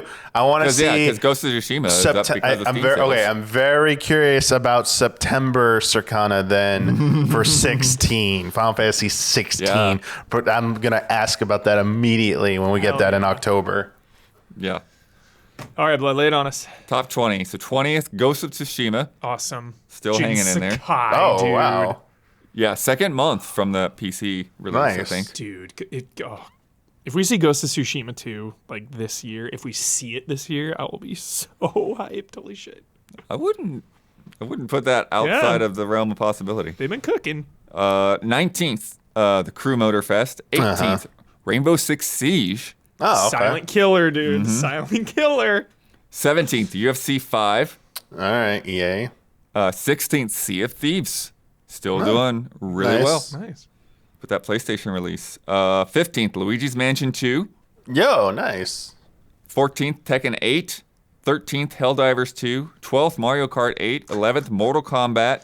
10th, Spider-Man 2. Spider-Man. Still doing still strong. going, yeah. 9th, EA Sports FC 24. Still hanging in there. EA. 8th, Sports machine. MLB The Show. 7th is Hogwarts Legacy. 6th is Nintendo World Championships. 5th is Minecraft. 4th is where we got Call of Duty, Modern Warfare 3. 3rd is Elden Ring. 2 is that EA Sports MVP bundle. And 1st is college football. All right. And then for especially because with free to play, they don't track dollar sales on free to play so much. Yeah. So the monthly active users, the things that have been moving and shaking there on Steam, First Descendant and Once Human ranked 3rd and 4th Crazy. respectively on those active users on Steam. Nice. We've got more to come, but if you've been enjoying this show so far, please take a second to like and subscribe and ring that bell on YouTube. It helps us. It helps you stay connected. Also, if you want to sponsor this podcast and put your name right here in this space in the timeline, get in touch. You can email us at info@easyallies.com, message us on Patreon, find me on Twitter, whatever. Whatever works for you, send a note, and we'll get you all the details. All right, let's talk about some games. There are so many good games It's out of control. that you might miss something as cool and under the radar as Bakeru. Bakeru. But Don has been playing it. Don, tell us about this. I don't even think it's out until the 3rd, so people got a little bit of time to Well, it must be nice, Don. get ready to pick this up. Yes, it is, Hubert. It is quite nice, actually. I'm glad I didn't miss this one. Blood, I'm loving this game, Bakeru. Sick. Nice. This is so much fun. What an So, adorable you know, from a producer and a director of the Mystical Ninja Goemon series is involved in this. So sort of people are calling it a spiritual successor. Things begin when your main character, Bakeru, which is actually a tanuki sometimes, but also a boy, and I'm not sure how it all works together, but here you see him in tanuki form, okay, part of the Tanuki clan. You've got this Oracle Saitoro taking over Japan with these evil carnivals, these festivals. And you've got little Sun here, who you come across on a rainy night. She's trying to warn Japan. She's trying to save Japan. No one will listen to her. So you sort of team up. After initially being a little rude to her, actually, your elder makes you team up with her to travel across Japan and try to save it, essentially, from the evil Oracle Saitoro. Now, this is your weapon, this drum, okay? You actually have 2 drumsticks, Oh, okay. one in each hand, And this is a satisfying mechanic right out of the gate, bopping people over the head with these things. Yeah. They're assigned to your left and right bumper also. Just bashing them, yeah, dude, and that coins are flying out. Yeah, it's a massive amount of coins, massive amount of satisfaction involved in this game. Dude, this beach level is great, Don. Oh, God, right at all the levels, all the setting. Now, look in the distance there. This is what you're trying to do at the end of each stage. You see that there's like a glowing lantern tower at the end.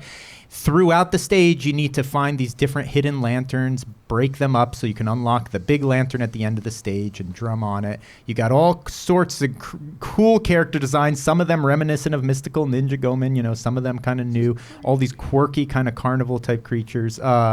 And you're just bopping through them. You can chain combos together really well. When you get in big groups, it kind of feels a little bit like Arkham, where you're just comboing off people, switching directions and everything like that. Very satisfying. Here you're collecting these little things. Here you'll see on the lower right side, you've got this Henge meter. Did I pronounce that right? Yeah. Okay, Henge meter. This is for transforming. Multiple transformations now. Behold. Yo. The power of Kintaro. Okay, you sort of get these massive Holy shit. gloves. Iron Man over here. Yeah, you get to smash people. Here you're going to see real quick a couple of the transformations. You get this Guns. yeah, a little Yeah, but pistol also and roller rollerblades? skates. Oh yes, it feels good to glide around and pick off targets from a distance. These, you unlock throughout the levels. Here I already have them all, and here you're seeing now another this power. is the fishing poles. Fishing poles. This is super fun. Also a little bit of range, and you get different. You can power these things up to do different chain together combos and stuff. Do a lot of different stuff, satisfying. And the last Henge power, look at this. You can shrink down. This is actually the first one you get. Oh, this is soon? Yeah, when That's you my shrink favorite down, shit. you can explore all these little tiny underground areas, wow. maze-like structures, rewards. These are mainly stealth now. When you're in here, you're trying to avoid enemies, and it gets a lot more. You're seeing one of the very first one there, so it's very simple, but it gets more complex, more fun. Character designs are really fun and bizarre, and it's a fun game to explore. You got boxes, all sorts of treasure hidden about. That you're saving up. Now, here's this little fella here you come across. He's spread out throughout the levels. Eureka. He's got all these consumables, Huber, and also items you can use so you can get stuff Grilled corn. Yummy grilled corn. You Don, see it? I have to tell you. Yeah, go ahead. The best corn I've ever had it was in Japan. Oh, It was a complete shock. I but believe it. We went to this hole in the wall place in just a random neighborhood that these people from our group knew. Yes. And I'm like, how is the corn so good? I don't understand this. I believe it's that Japanese street food, Blood. I mean, all the seasoning on no matter what it is, you can pull out something from the depths of the sea. And the way they season this stuff, it looks yummy as hell. So Eureka is selling this stuff for you that you can buy at the beginning, spread out throughout the stages, actually.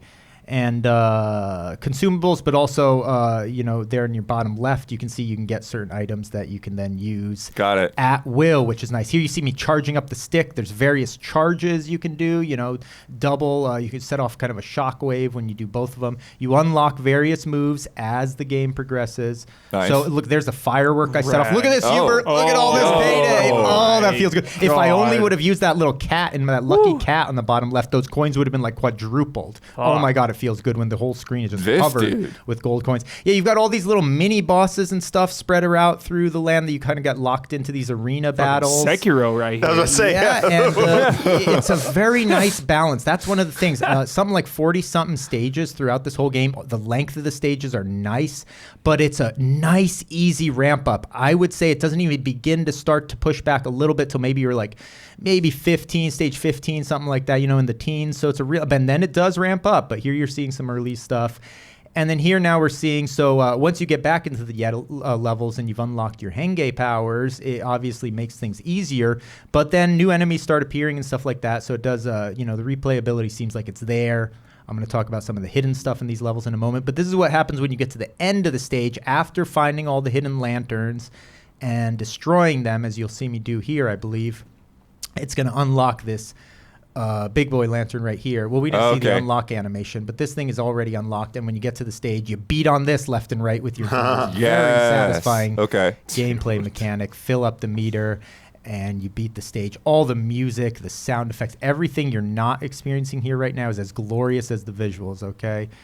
So it's an excellent game. There's these collectibles throughout the level, souvenirs and trivia. Trivia is really kind of funny. It's these little guys that you find hidden throughout the stage. Scoop, and he gives you these random bits of real-world knowledge, okay, that's sometimes tied into the level. Here they're giving some dolphin lore, which is true. Apparently you're on a cruise ship, whatever. It's a fun little side thing there. Oh, yeah, I saw you doing that cruise ship level. Yeah, the cruise ship is sick. I think we'll see a little bit of that in a minute. Now, there's some other stuff you can do with, here's a simple example, transform kind of different platforms and stuff. You can manipulate with your drumsticks to sort of navigate through the levels. Now, look, I'm going to start to talk about one of the only criticisms I have of this game, all right? Inconsistent frame rate. I'm playing it on the Switch, especially on the big TV. Yes, the frame rate's a problem, okay? It's smoother on handheld, but I want to play this big, colorful, beautiful, vibrant game on the big screen. So look what I did. I went into the settings. I found a camera setting. After tooling around, I found that if you switch your camera setting to fast, now look at this. You've got a block mechanic. I'm blocking with the drum there, as you can see. Oh, yeah, this comes into play. You've got dodges. You've got perfect dodge. You've got dodge roll. You've got perfect parry. So the combat is very simple so that a child could enjoy it, but it can get complex enough that a more skilled player can actually get some real enjoyment out of this game. Look at the water slide on this cruise ship. Look at the settings. I mean, that's the bottom line. This game is about pure fun. Swap out that camera setting. Just adjust your eyes a little bit, okay? And you're not going to have a problem. It's just pure fun. You can get over the little visual Switch exclusive, inconsistencies. Right? It's not. Actually, it's on Steam, too, I believe. So who knows? Okay. Some of this performance stuff, they may be able to improve, too. I don't know. So let's give it a break, everyone. The point is, this is fun, even with the errors that, the little technical hiccups. Look at this. I'm going to go down the slide. It's going to be as fun as you imagine it. Look at this. Here we go. Wahoo. It looks fun. Yeah, it is on Steam as well. Yeah. Nice. There you go. Beautiful game here. Having lots of fun. So what else is there to say about Bakeru? Yeah, the settings are all the stages, cruise ship here. Lots of fun to navigate, just cruising through, busting up. The funny thing about these enemies... Don, I just noticed that those guys were like, they were mopping the deck. They had those sponges going back and forth on the deck. But that's how they attack you, too. Yeah. It's sliding towards you with the sponge. Yeah, there's context to all these characters within the world there. And now this is where it begins to get off the chain. Hold on 1 second. I got to pause this for a second. Wait a minute. These guys look like Animal Leader. Yeah, this is going to be really good. Let me just talk about 1 second before it slips my mind. Or Cubivore. That's what it was called in here. Yeah, I forgot what I was going to say. So... I'm going to keep going. I don't remember what I was going to say. Maybe I'll remember. This is fascinating. Look, you get to hop in now these little critter. This guy transforms into a car. Suddenly, you saw this in the trailer. What? There's racing stages, satisfying racing gameplay. There's drifting involved, okay? You can do stunts coming off the ramps. That's extremely good. Cover your eyes if you don't want a spoiler, everybody. Tiny spoiler, but I think it'll be worth it coming up, okay? This is where they start to pander to me. Big time, and boy, oh boy, am I glad they pandered.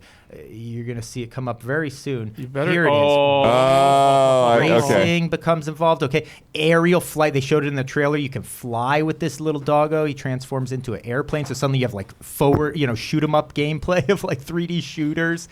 Such fun little aside, special kind of quirky levels they spread out throughout this thing.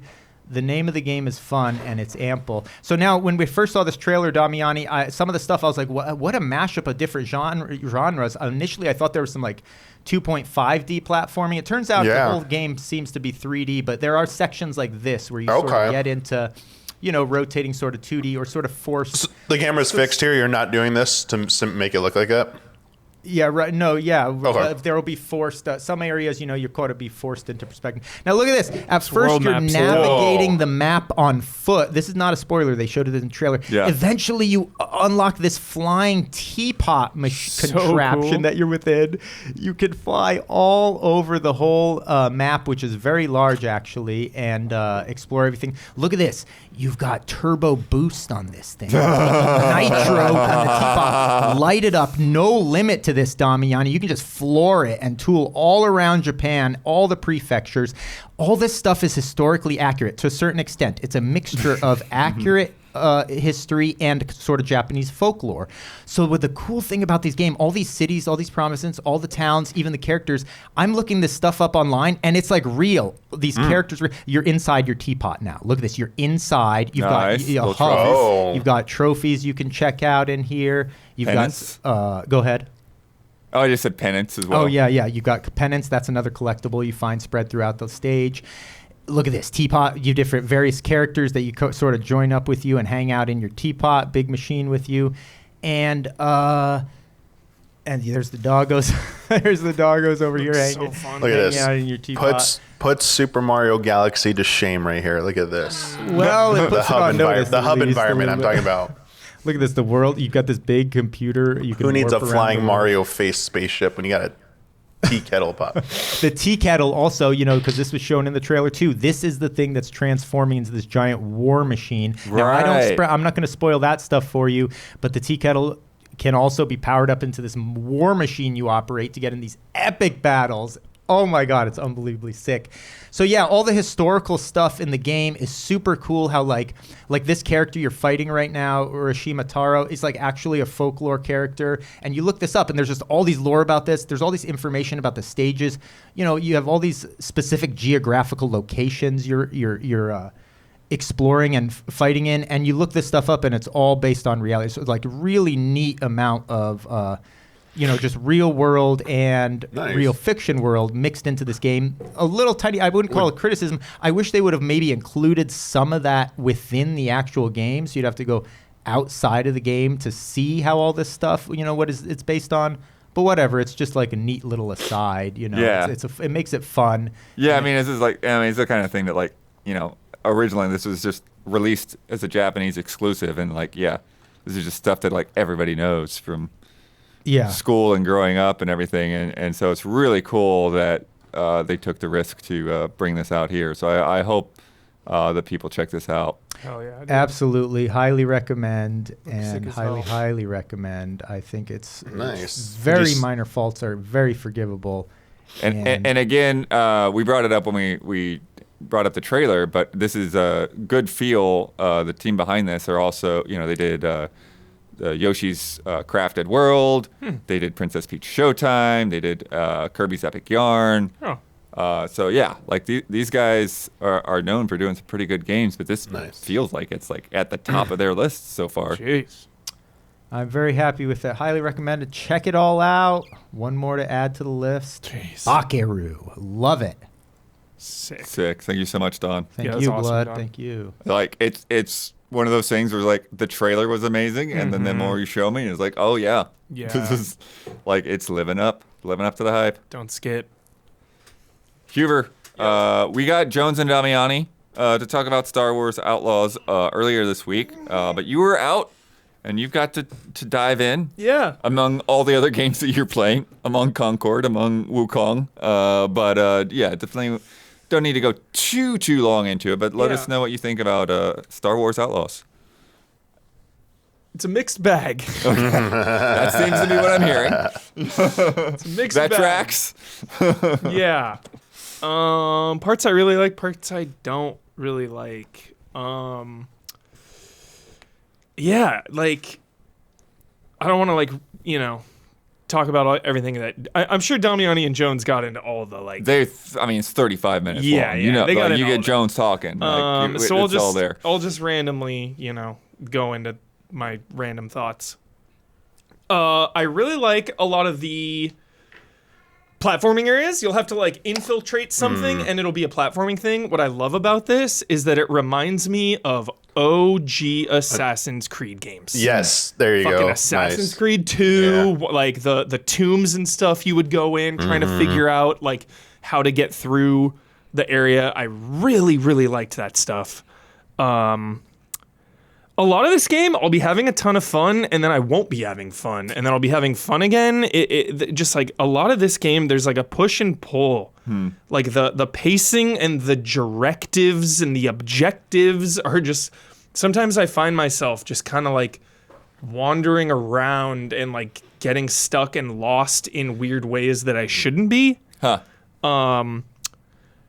But then I think about it and I respect it because, for example, a main mission will be break into an Imperial base and steal something. Okay, sounds easy enough. You go to the Imperial base and it's how do I even get in here? What the hell? How do I get in? If I walk in the front door, everyone goes nuts And it's like immediate wanted level, 100 like death trooper, stormtroopers. It's like, okay, this is insane. No. So then I'm like sneaking around, and it'll be like, okay, I'll be like, oh, I found a side vent to get in. Guess what? You need a hacking tool. How the hell do I get a hacking tool? What the hell? That's like my main mission is to get into this base, but it's like I don't have a clear way to do it. So then I go and I just like wander around and kind of like do odd side objectives, and then eventually stumble upon like a main side mission that is like find the slicer, which is like the hacker. Got it. So in theory, like it's like on paper and I'm playing, it's like, okay, Ubisoft open world, my training is to like, you know, complete all this shit and like just kind of, you know, charge my way through everything. This game really wants you to like really take your time. Like some objectives you'll discover by just walking into a bar and like listening, eavesdropping on conversations that are not clearly marked on the map. Like you need to pay attention to what's in front of you. So a lot of this stuff I respect. But then in practice, it gets kind of tedious and kind of bogged down. I think one of the main things, I feel like I love stealth games more than the vast majority of players. The stealth in this game is extremely frustrating. Yep. Because there will just be immediate fail. Like they see you and you fail.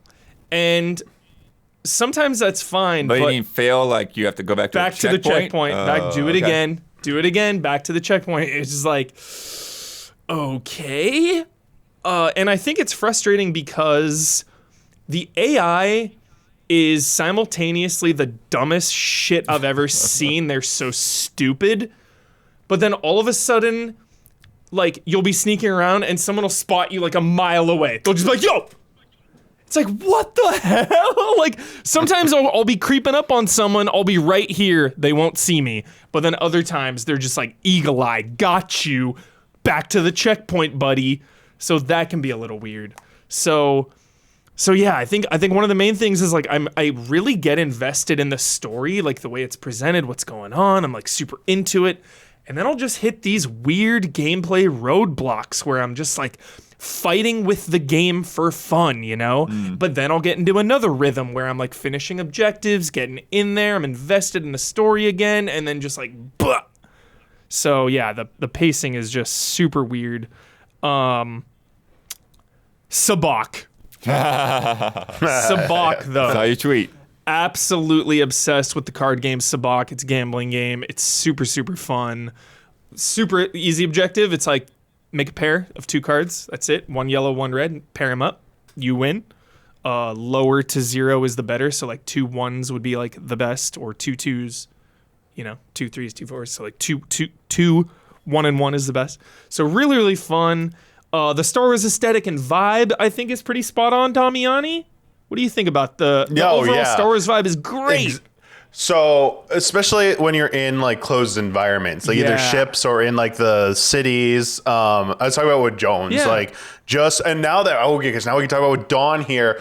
Like one of the earliest levels, walking into like one of the clubs with that like techno band playing, the fog and lighting effects going on, and I was like, there's a spot you can just hit X to like or the button to lean and just observe. I stood I had a respect for the fog. I was like, look at this. Wow. But like shady underbelly of this game, like just going into these worlds and seeing them kind of like nail that. But at the same time, I would just say, like I covered Jones, but everything you're saying about discoverability on your own of what you should be doing, it does feel like you can respect that, but it's also like a game, and at some point I'm aimlessly wandering around like, okay, cool vibes, but what do I do?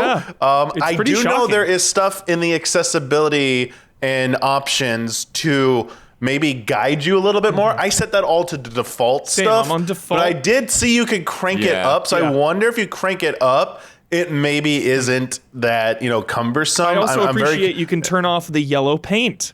A lot of Yes, people hate I turn yellow it off paint in too. video I turn it games, off. and you can just turn that stuff off. I appreciate all those settings. It's I really don't great. hate it. I just wanted to try it. I'm like, everyone complains about this. Well, let me see how bad it is when you don't have it on. And I wasn't really finding myself stuck with that type of stuff. Mm-hmm. But yeah, same thing. I would echo the sentiments you said for sure. But yeah, I will say the best thing it does is like when you go into those cities, you're just walking around and like seeing all there's so many characters. Feels like they're just doing unique interactions with each other, conversations. I mean, a lot of games are doing that now, but like you really do appreciate it, the effort that went into this. I asked this about Jones too because just the open world nature of this game, like going out into the world and like the activities you do. Like I'm just curious how you felt about it because I got Jones's thoughts and I want to know how you think about it because being Ubisoft and open world and you really love open world games too, just like Jones does. So it's like, did you feel they did right by it, or do you feel like it's what'd you think? I think if you go out to the field like aimlessly, it's kind of whatever. Like I haven't been compelled to roll up on a spot and it'll be like, oh, this is a treasure area. I haven't been compelled in the least to like get those treasures. But when you're in a town and a settlement, that is when I think the open world excels because you're wandering around this town, you're picking up clues and stuff, and then it'll give you just a little direction. It'll be like, oh, you discovered this clue. Someone will tell you, hey, out by the so-and-so, there's a power converter. Go steal it for me. And then that'll then be on the map in the general area. So that the way the towns and the clues interact with the open world, I think is really interesting. Okay. But in terms of just like GTA style Assassin's Creed, go out there and just wherever I go is like fine, nothing too compelling yet. Like the checklist of markers on the like the map and stuff, like it wasn't really going necessarily for like that so much. Like I it was they showed restraint, I think, with that. Total restraint. Totally about, like there is some like immersive, just a tiny bit of like immersive sim stuff in here. Again, it's like get into the base. Yeah. And it's like there's multiple ways. Or even like something so simple that I appreciate is like you walk into the club and someone is like, you're like, hey, where is this person? And they'll be like, hey, I can show you for like 50 credits. And if you give them money, they'll be like, yeah, it's over there. And it's like, oh, okay, like what? Or you can be like, no, I'm not paying you. And then you find it on your own. I like that stuff. I'm a sucker give for me that. those options. Yeah. Those are nice. Last question for you, Hubert. Oh, go ahead. The combat feels okay. Like it is fun to blast people. The classic Stormtrooper blaster is really fun. The E11 blaster is really fun to use. Combat is, I feel the impact of it. Again, the AI is just a little weird. And again, the stealth. I love stealth. But I just don't think it's compelling here. It's not satisfying. The takedowns themselves are not satisfying. Insta-fail. Those are not good. Yeah, the insta-fail nature of it is annoying. Like, I'm not super duper big on the stealth. So I wanted to ask you, Huber, what was the first opportunity you came across to deal with the Hutts? What was the first thing? Yeah, the very first, where you could choose to do something for them. Yeah, they wanted me to go steal something, and I was like, yes, I will do this. And then I did something for them. And then, like, clearly this character who the game is like, hey, this character's on your side and is like a main good character of like Crimson Dawn. Everything's good. Yeah. Like the first mission, it was like frame them or like do it for the Hutts. I was like, Hutts, dude, listen. 100. But frame them or do it. But that part too, I've heard that you can really manipulate that stuff. That was a criticism I did see, just like a headline of it. But the reputation system, because these stealth missions are kind of challenging for real in annoying ways. I don't know why they're so difficult, but like weirdly they are. some of the locations you need to break into are faction based. Yes. So there was so for example, the main mission, I needed to break into the Imperial base. I needed to hack my way in. I didn't have the fucking hacking tool. So I was like, what the hell do I do to get in here, dude? Shit. The hacker was in a Crimson Dawn location. I was not on good terms. So like even getting in there was kind of insane. Yep. They were like they're in a spot where it's like heavily defended. It's like sneaking in there is tough. And as soon as they see you, mission fail, you're out, try again. So then I was like, okay, well shit, I need to upgrade my rep with Crimson Dawn so I can just walk in here. Yep. So like that stuff really challenges you. You know, it asks a lot of you is the word I'm thinking of too. It asks a lot of you, and there is a big part of me that really respects that stuff. But I'm not fully hooked on it yet because of the because of the stop and start nature of the story. Again, the pace is all messed up. It's like I'm having so much fun, and then I'm like doing weird busy work, and just kind of the instant fails of stealth and the stealth not being that great kind of like brings all of that down. So again, it's a mixed bag, this game. It has its moments and I like a lot of it, but it also feels like it's fighting itself in a way.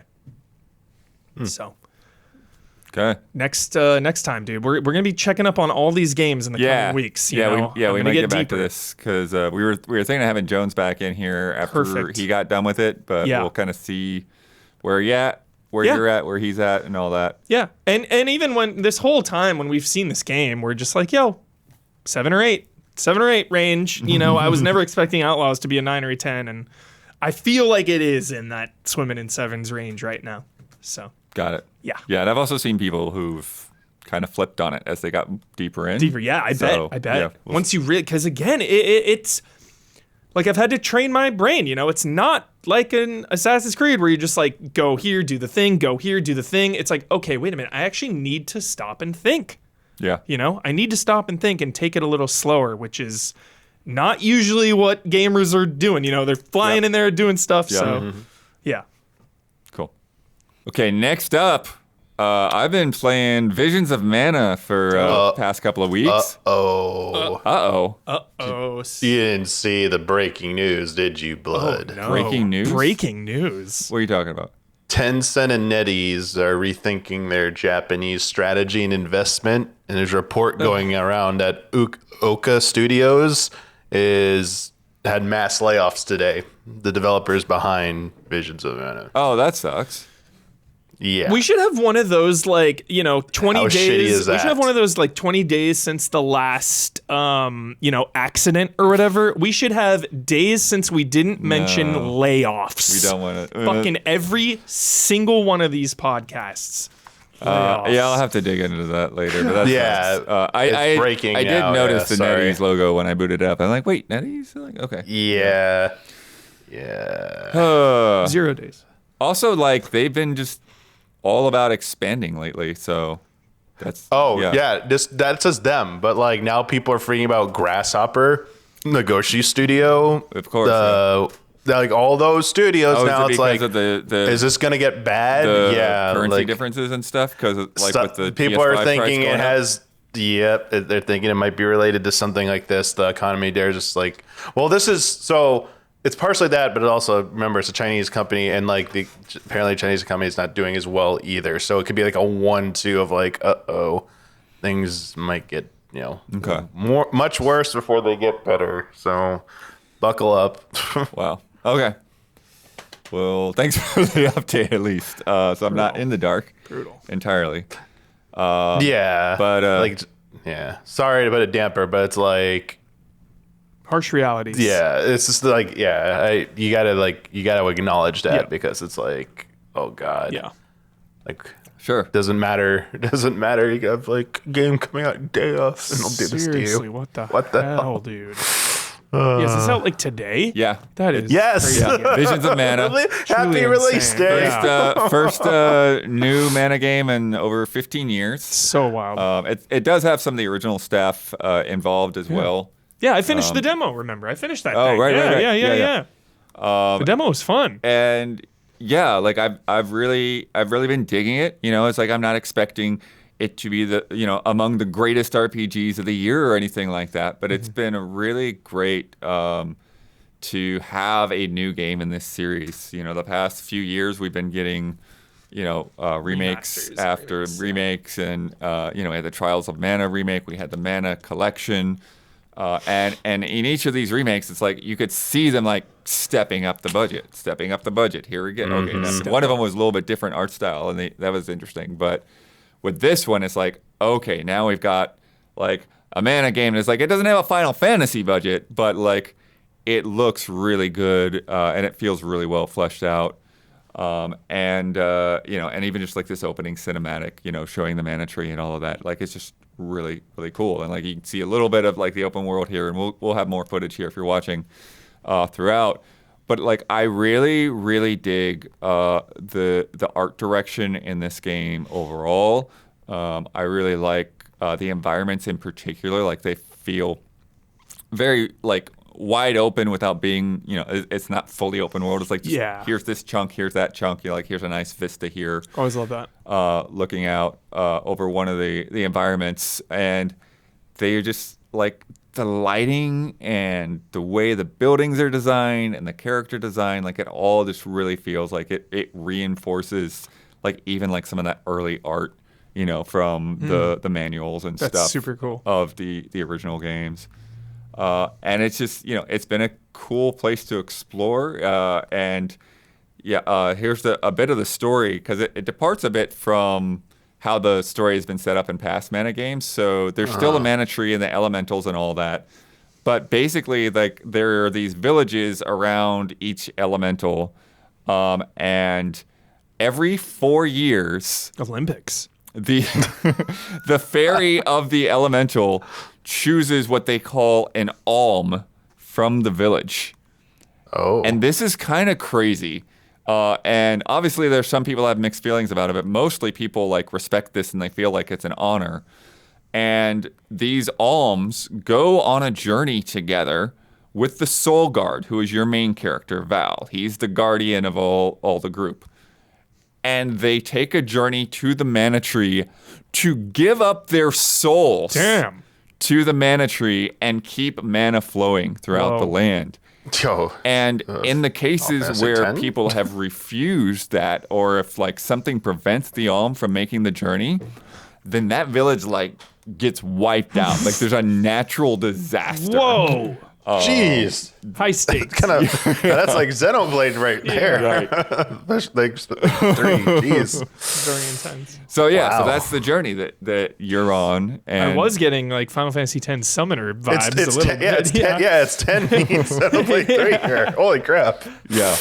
And then Don's queuing up the combat here. The specific fight, when you're exploring the world, you'll sometimes come across these arenas.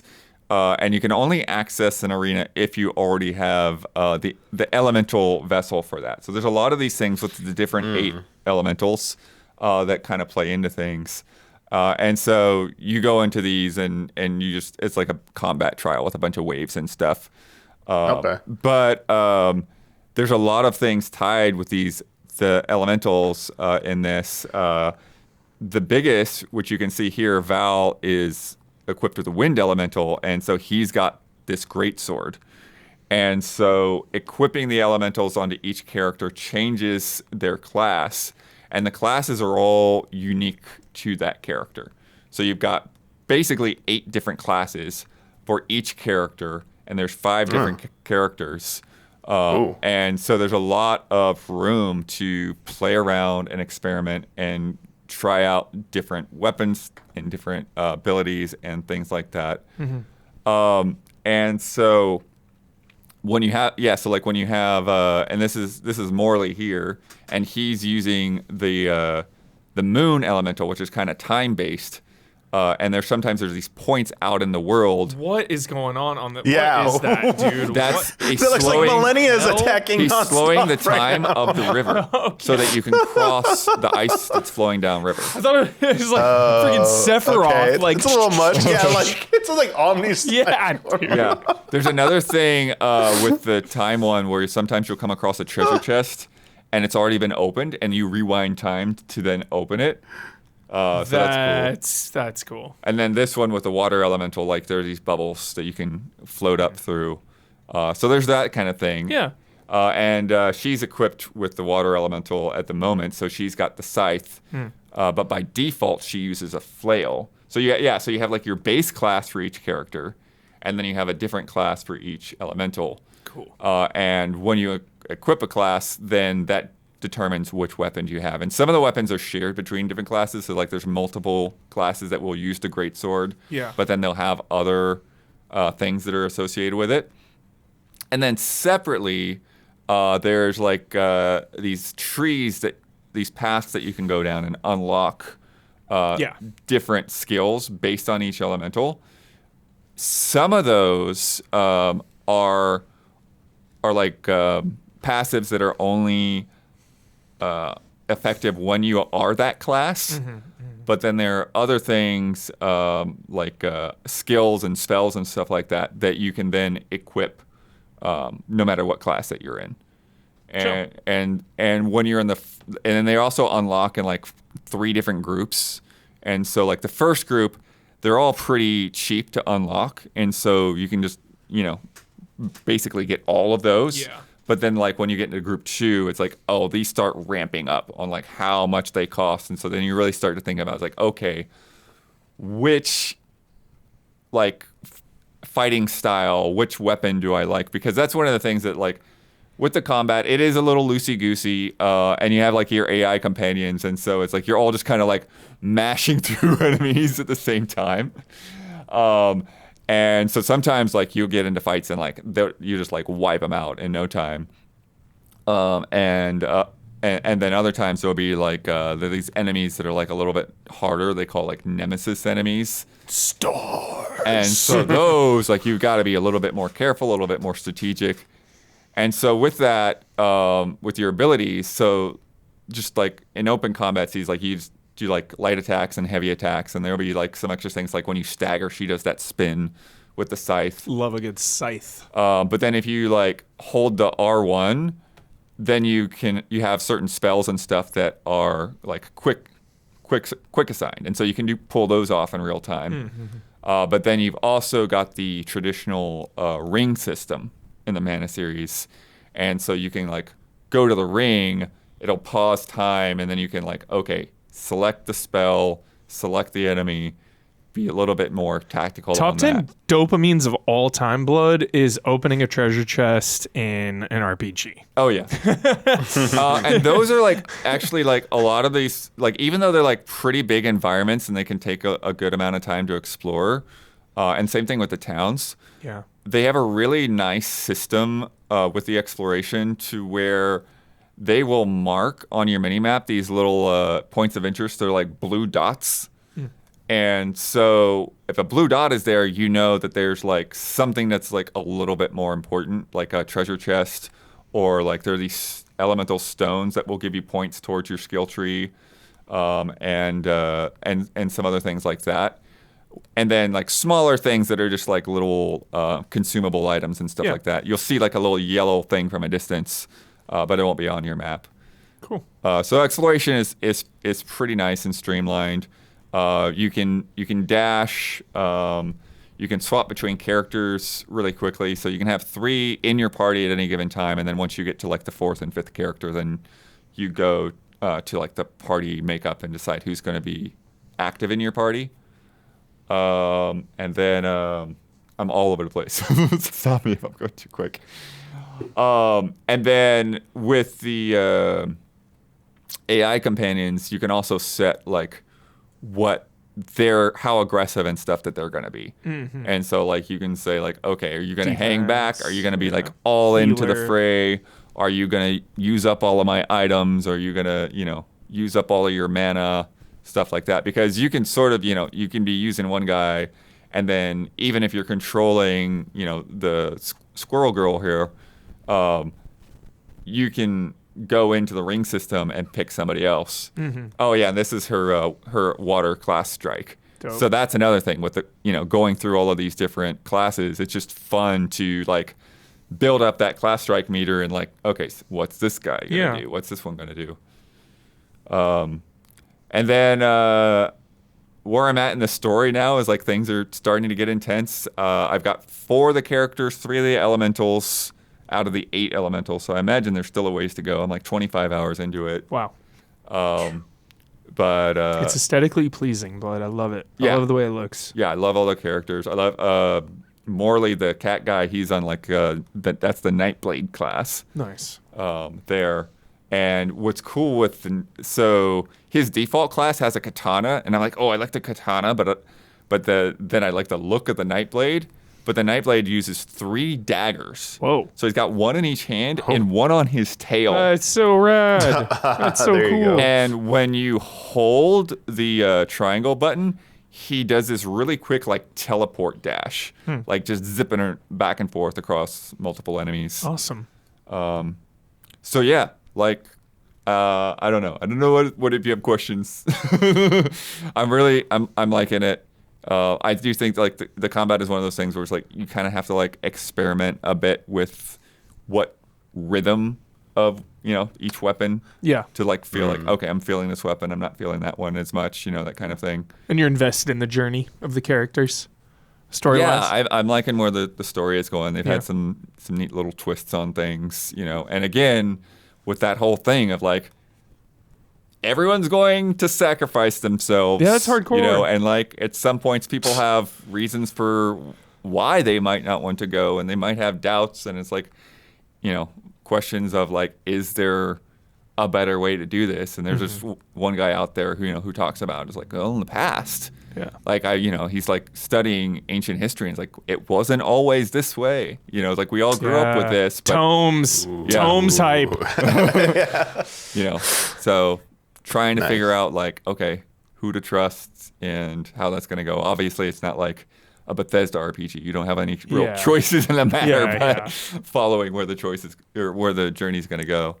I remember the demo bummed me out because there were no like interiors. I couldn't go in buildings. It was just like outside shops, Yeah, and that's there's- like bummed me out. There's most of it's outside. There's a couple of interior places, like Niccolo, who is a big shopkeeper that's a recurring character. So for He's- if it's an interior, he's got it's like an a interior special space. Yeah. Okay.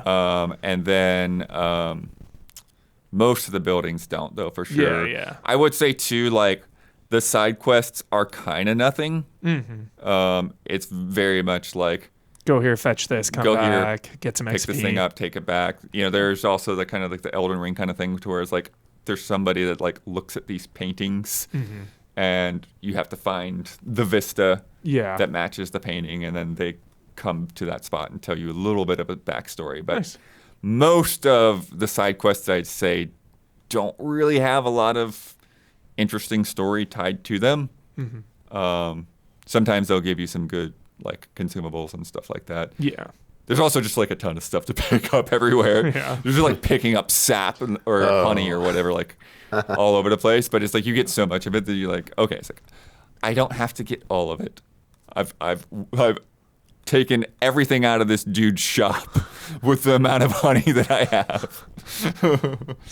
But I will say I'm sort of like on that fence in terms of like which difficulty I want to be on, because it's like I was feeling like normal was getting to be too easy, unless I would be in a boss fight or like one of the Nemesis fights. Yeah. But then like when I bumped it up to hard, it was just like, oh, I'm just burning through revive items right now, and like I don't have any kind of revive spell, Yeah. and I can't buy a lot of revive items.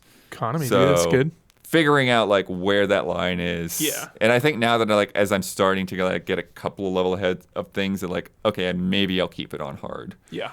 But when you get to some of those fights, those boss fights, and like, oh, this all of a sudden went from like 0 to 100.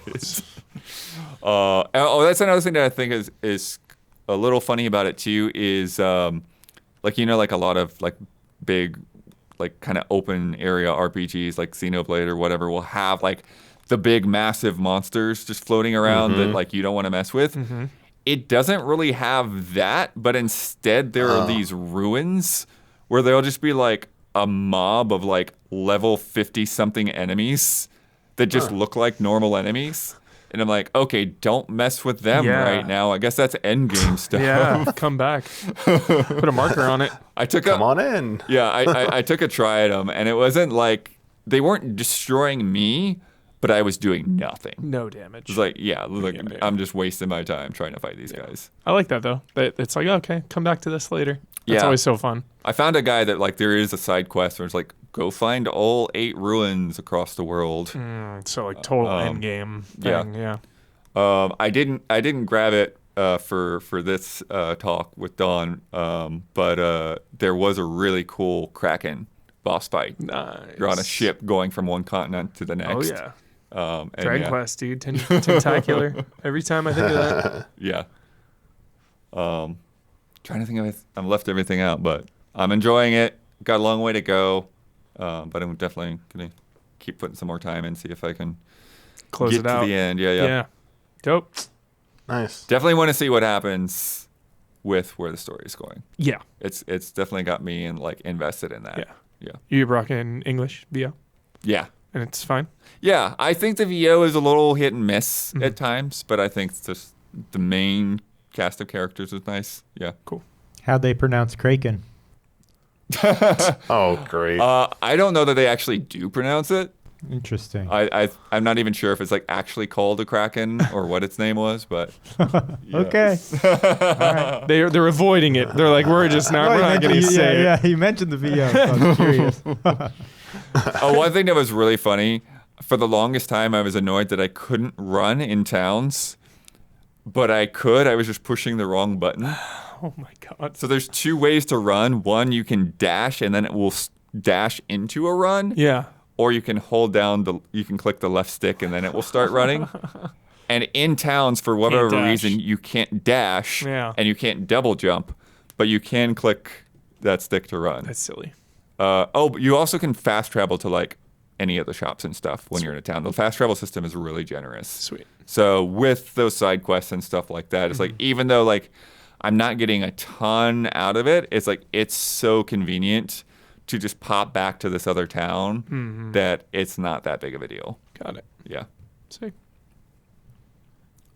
All right, back to you, Huber. The game. Everyone's talking about. Everyone's talking about it. There's people that love it. There's people who are like, what's the big deal? Black Myth Wukong. Wukong. Good game. Yeah. Yeah. Really good game. I really like it.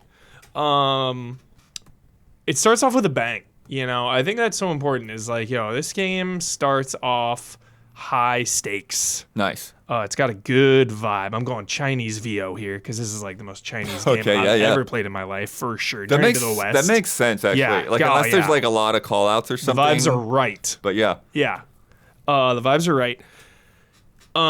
So yeah, it's Journey to the West. It has Souls elements, but it's not a Souls like. Yeah. There's Yeah, not- no, I saw that criticism Yeah. going around too, where it's like, is every action game just going to be called a Souls game I know, now? it's Like, not. Yeah, it is not a Souls like. Yeah, more of like an action game, like Stellar Blade vibes. I would compare it more to. got it. Combat's really fun, but it definitely feels like pretty mashy. Okay. It definitely gives me like beat 'em up vibes actually more than like I was expecting. And I think because of the staff, sometimes it's like hard to read my own inputs. Okay. There's not like clearly like bah bah. It's like so it's Yeah, like with how the spinning many and stuff. Yeah. yeah, it's like got it. Yeah. But yeah, combat's really fun. But there's just a lot of bosses. Like people have been saying, even I was saying when I previewed this game a month or so ago, like it seriously feels like a boss rush game. Like you'll go into an area, kill some mobs, fight a boss. Go into a little area, kill a couple mobs, like fight a boss. There's like boss after boss after boss. And they're cool. They're really cool fights, but there's just a lot of attack and dodge, attack and dodge, attack and dodge, like, fundamentals. But the bosses are really striking and like really intense.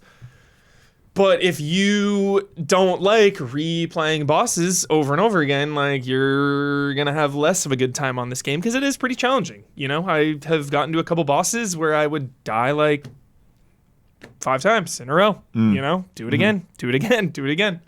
The leveling up is a lot. There's like a lot of skills you can get, but it's really nice because you can respec for free anytime. So it does encourage you to kind of experiment, mix and match. There's like different fighting styles. You know, there's one where you can stand up on your pole, and it's more of a defensive stance. I haven't unlocked like the thrusting stance yet, and then there's smash. So there's like smash, thrust, and I forget what the one is where you're standing on your pole. But yeah, the vibes of this game are just right. I think that really helps me just get super invested. Like I always say, like, you know, I will gladly die on Lady Butterfly and Sekiro 100 times in a row because it is a 10 out of 10 and I'm having so much fun.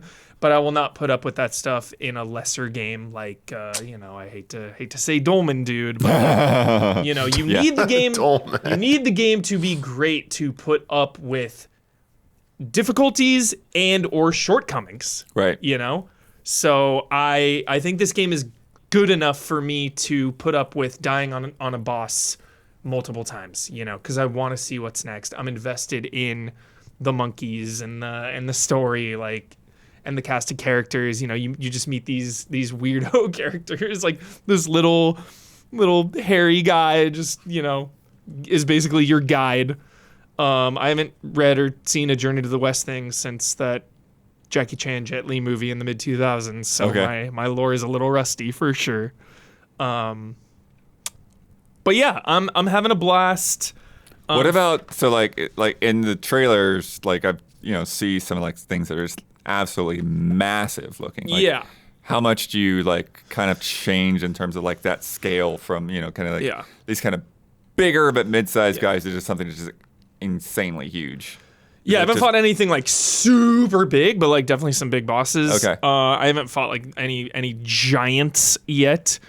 But a lot of the combat definitely is dodging, is like your main, and especially perfect dodging. There's no, I don't have like a, you know, and I guess the other fighting style where you can like stand up on your pole, but that's more of like a hang back kind of thing. There's no like perfect parrying or blocking really. I mean, you can spin your staff to block like ranged, but attacking and dodging both use stamina. And when you run out of stamina, like you need to retreat and let that build, because if you don't have stamina, you can't attack. So it is a dance. It is a dance of attack and defend, like getting your stamina back up. Stamina management is the name of this game for sure. If you get a perfect dodge, you use way less or like none at all stamina. One of the first things I upgraded was like, you know, dodging cost less stamina. I was like, please give me more stamina. I want to attack and put the pressure on, you know? Definitely my playstyle. And then there's also magic you get. You can transform into things, which is really cool. I beat this wolf character that had a double flaming blade, and now I can turn into that. That's one of my spells. That's cool. I can just turn into that character. There's one where immobilize is the first one you use. You can like stun an enemy. That uses magic. That refills when you get to like, you know, a shrine or whatever. So, you know, and has cooldowns. So yeah, you're managing your mana and your spells, but mainly you're managing your stamina and dodging around. There's other little mini bosses you beat where you can get like, I don't know what they're called, but they're like super special moves, right? I beat this like big baby looking freak, took his soul or whatever, and then now I can transform into that and do like a massive head smash. Oh, wow. I beat a frog enemy, and now I can either use the head smash one, or I can swap that out and turn into a frog and do like these are one-off attacks. Yeah. Do like a tongue lash. Yeah, it's like a big summon, basically. Yeah, cool. basically a summon. So yeah, everything just looks really cool, and the story is high stakes, and the combat is just fun. So I think it's a good game, definitely all around, really good game. I just wish there was more exploration and more trash mobs to kill. You know, it is boss rush heavy, which I don't like as much. You know, I love bosses. You know how much I love bosses. Bosses are like one of my favorite things in all of video games. But I love getting to a boss. And then I love beating a boss, because then it's like, okay, Now we have a fully different like vibe and play style until we get to the next one. Now I get to explore and beat up on some smaller enemies and level up and find loot and craft and like do all that dopamine stuff before getting to the next one. It's like, oh, then when you get to the next one, it's a big deal. This is just like, you get a little bit of a palate cleanser before you're on to the next boss and then you're on to the next one. So Got it. yeah. And they all like attack differently, but I mean, you could kind of say the same thing about Souls and Elden Ring in a way, is like you're still attacking and rolling, so there is a lot of that, but I'm definitely having a good time, and 100% I'll see this through to the end, no doubt. Sick. So definitely another, just like Star Wars Outlaws, another check-in next week Okay. about my progress for sure. I'm Yeah. not going to be here, so you can Okay. check in however Yeah. much you want. We'll have a Wukong check-in for sure. Yeah, definitely having a blast. Good game. Damiani, do you have any thoughts? Are you considering jumping into Wukong? Or are you Probably not at this point, just because it looked fun, but like I was more curious of like how it looked in like when it was running in real time, if it like really held up to like those visuals, because like the first time we ever saw it just like blew everyone away with that fidelity, and like because it came out of nowhere. But wait, how did you make this? Like, where did this come from? Why does it look this good? And so hearing about the visuals and the performance, I think, was like the thing I was most curious about. Yeah. I've already like gone over this, that like, I mean, I know it's not a FromSoft game. It's more of like a character action, like, or beat 'em up style than Yeah. a Soulsborne type game. So that I always knew that going in, and hearing that's more about like the boss encounters and less about like, fighting things along the way. That's, I mean, I some people prefer that. Yeah, some it's people just don't. flavors. Yeah, Different it's just flavor. yeah, it is. Yeah, it is. But it's like when I think of like character action or beat 'em up, I do think of like great encounters before the boss fight. So exploring I a little do bit, finding like a little secrets here and there. Yeah, yeah. So I do feel like that. Something they could have definitely looked to improve upon that as And there well. are- For sure. especially if you talk about like lots of different powers and abilities Yeah. and transformations. Yeah. And there are little areas of exploration, you do find a little bit, but it is very small in relation to the bosses. Damiani, I'm glad you brought up performance. I'm playing on PS5. Okay. There was a paranoia about that because they didn't get review copies out there. Yeah, we got it like way late. way late Yeah. for everybody. Long, Everyone's like, a what couple is days after launch. Yeah. Playing on performance mode. I think it still looks really good, really pretty, and frame rate dips here like a little bit here and there, but actually I think because of the expectations, the paranoia about it, it's actually running pretty fine. And I know everyone will have their own, this happens all the time. It's like, oh, I played that on PS4 and it ran perfectly. Oh, I played it on PS4 and it crashed every 20 minutes. It's always like different No, stories. I've seen some gnarly glitches. Yeah, but I actually like 7 hours in have not really had anything crazy except just your odd little frame rate dip. Yeah, it's been holding up. It's been holding up. Nice. So, All right. yeah. Nice. Also this week, Remedy announced they will be self-publishing Control 2. They're partnering with Annapurna to finance the game. Remedy universe is the most exciting thing in video games. And Annapurna, as you may or may not know, also has the film side. They're going to be bringing Alan Wake and Control to film, TV, and other audiovisual formats.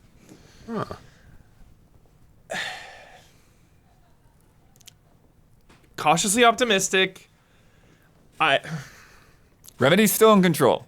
Yeah, just when you... They're steering the ship. Yeah, for sure. Just when you get so big, you lose a little bit of that intimacy, I mean, the beauty of this universe right now is that it is actually pretty small and self-contained. It's, you play your Alan Wake, you play your Control, and you're good to go, You start throwing off TV show, movie, web series, like it just... DLCs too. DLC. Yep. Yeah, you just lose a little bit of focus, a little bit of mystery. You start over-explaining things. Like, obviously, I trust Remedy with my entire life. Like, I am at your service, Remedy. But cautiously optimistic there, Blood, for sure. Speaking of patches, Star Wars Outlaws patched Oh my god. after people had started playing the early access, Ultimate Edition, whatever. They're like, some of you, unclear what circumstances that might be. Some of you may have to restart the game. Like, start from the beginning of the game, not like turn it Yeah. off, turn it on. Need a fresh save file because like you would get stuck out in Yeah. space or something like that. Insane. This is insane. Yeah. What's worse? And in exchange, Ubisoft to apologize, they're giving you a little trinket to put in your ship, and 100 Ubisoft Connect units. That makes this entire situation worse. Yeah. Them giving that as an apology, that is like nothing would have been better, honestly. If they had not given anything and just like apologized more or something, would have been better. Like, yo, we fucked up, we're sorry. Like 100 Ubisoft credits? Are you kidding me? Your public credits are no good out here. Oh, yeah, dude. Oh, Wada, what was his name? Yep. Boy. I need something more real. Yeah, dude, that is wild. And I know it like. No, actually, there's no excuse. There's You really gotta no have this excuse. stuff fixed before There's really no excuse. paying public can buy it. Exactly. It's one thing like when it Yep. happens to us. Yep. And like I think it happened to Gene Park from what he was tweeting. It happened to Greg Miller. Oh ooh, boy. Yep. Yeah, that's that's the risk that we take by like playing an early access unfinished version of the game. Yeah. And it still sucks hard. Yeah. But when you've paid for like the $110 edition or whatever, Yeah, that is inexcusable. No. Inexcusable. Like, I hate to break it to you, Ubisoft, but like, you need to refund the difference between the standard edition and the early access. If your early you're not access wrong. got that fucked up, you need to refund the difference there, not 100 Ubisoft credits that are meaningless. yeah, because here's the thing. If you're the person that's going to buy it that early, You're so excited. you're probably the person that's going to take off work and play Yeah. that game for 30 hours or something the Exactly. first couple days. We know that like early access to a game, people will pay extra for it. Is like the most prized thing of, a special edition or a pre-order. It's like, dude, if you're dangling early access carrot, like people buy into that. So the fact that they're being penalized basically is seriously not okay. It's inexcusable, and truly they should refund the difference. I think that's the only way, to be fair. Nuke it from orbit. It's the Yeah. only way to be sure. Oh, yeah, Don, play this. We've got a lot of remakes this episode, and one we would not expect. Croc, Dude, everything returns. Legend of the Gobos. No way. Oh man, yes, Croc. Not only is Croc back, but Argonaut is back. That's the feel good story right Why does there. that sounds so familiar? Star Argonaut. Fox, Yeah. OG Star Fox, and more. But Sick. Yeah, Started they with Star Fox. started in the 80s. They were one of the pioneering studios way to before do that. any kind of 3D work. Fuck. Yeah, and He's then hype. yeah, dude. we're- Yeah, that was my first introduction to them. Was Star Fox on Super Nintendo? Yeah. yeah. Croc itself, though, was one of the first 3D platformers, originally released on Sega Saturn and the original PlayStation in 1997. 3D platformer on Saturn? What? So insane. God. Argonaut, that magic. If they can do it on Super Nintendo, Damiani, they, I love being old just for context. yeah. Like, that's the gift of old age context. Like, I just remember, like, Croc was hype. Croc was everywhere. Yeah, because it's like you could look back at like that pre-rendered, and it's like, oh, it's a goofy-looking thing or whatever. But it's like, no, like even the pre-rendered version of Croc was kind of like cutting edge at the time. Yeah. It does have a museum feature with game design documents, concept dope. art, animation Yo. tests, team member interviews, and Digital more. Clips doing this? I don't think that they are involved in that. I don't think they are. No, it's not on their game page. No. Don, you hopping into this? Yeah, I mean, Croc? It's a must. Yeah, it's a must. It's a must. It's a must. Damiani, Bandai Namco announced that their MMO, Yeah. Blue Protocol, will be ending service before even coming to the West. Whoa. Yep. saw Japanese this. servers are going to close in January. Jeez. Well, so much for that. So much for that. They're ending the Amazon deal too. I saw. Mm-hmm. Yeah, that's. I mean, yeah, the Amazon deal was. Yes, to they were publish gonna. Yeah, it Amazon was here. supposed to publish Yeah. it, but it's like, yeah, I'm yeah. All I know is I heard like its post-launch support was not great in Japan, so it wasn't so much like Amazon getting like cold feet, saying like, maybe we don't really want to get into these like MMOs as much, more so than probably this game as Bandai Namco's fault. Sorry, Bamco's fault. Oh, yeah. I mean, Amazon yeah. is all about MMOs. They Yeah, have no I think cold they feet were. on MMOs. Yeah, I was like, I think they were like ready to go and like, oh, okay, well, that whatever, we'll move on. Yeah, I mean, I got to play it at Summer Game Fest in 2023, and I gave that during the impressions. I gave that fun story about how the boss at the dungeon that I got to run was doing like AOE, AOE's nonstop, and I was getting hit by all of them because there's like a shockwave going out, and I had to apologize. I'm like, yo, I mainly play Final Fantasy 14. Yes, Even though there's yes. jumping in there, jumping doesn't do shit. You can't jump over mechanics, so it's like I'm not trained in an MMO to jump over because the dev just comes over and goes, just jump over them. I'm like, you can actually jump over them. I was like, oh, it doesn't work in the other one. I was like, that's cool. Yeah, that was that demo. Nice.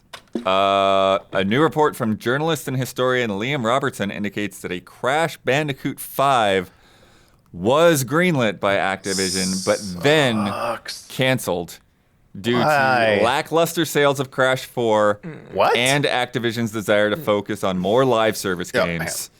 Okay. Crash 4 sales was ever 5 million copies. Sales for Toys for Bob's Crash 4 is about time managed to surpass 5 million copies in its lifetime. Wow. That's according to design director Toby Schott, who revealed the milestone for the well-received sequel. Where's this? It failed the 5 million. Not enough. Yep. Okay, fine. Not Call of Duty numbers. Sickening. One pitch regarding the game would have even featured a crossover with playable Spyro the Dragon. Come on. Yeah. What is But the Dude, Crash project didn't even riding get- Spyro would be so fucking that sick. trailer the moment? sickest You thing know that's ever. where Oh they my would reveal it, right? God, dude. That power of friendship moment? Come on. Croc jumps in, dude. He's like, me too. Yeah. Yeah, unfortunately, it sounds like they were still in like the concept phase, a couple months in.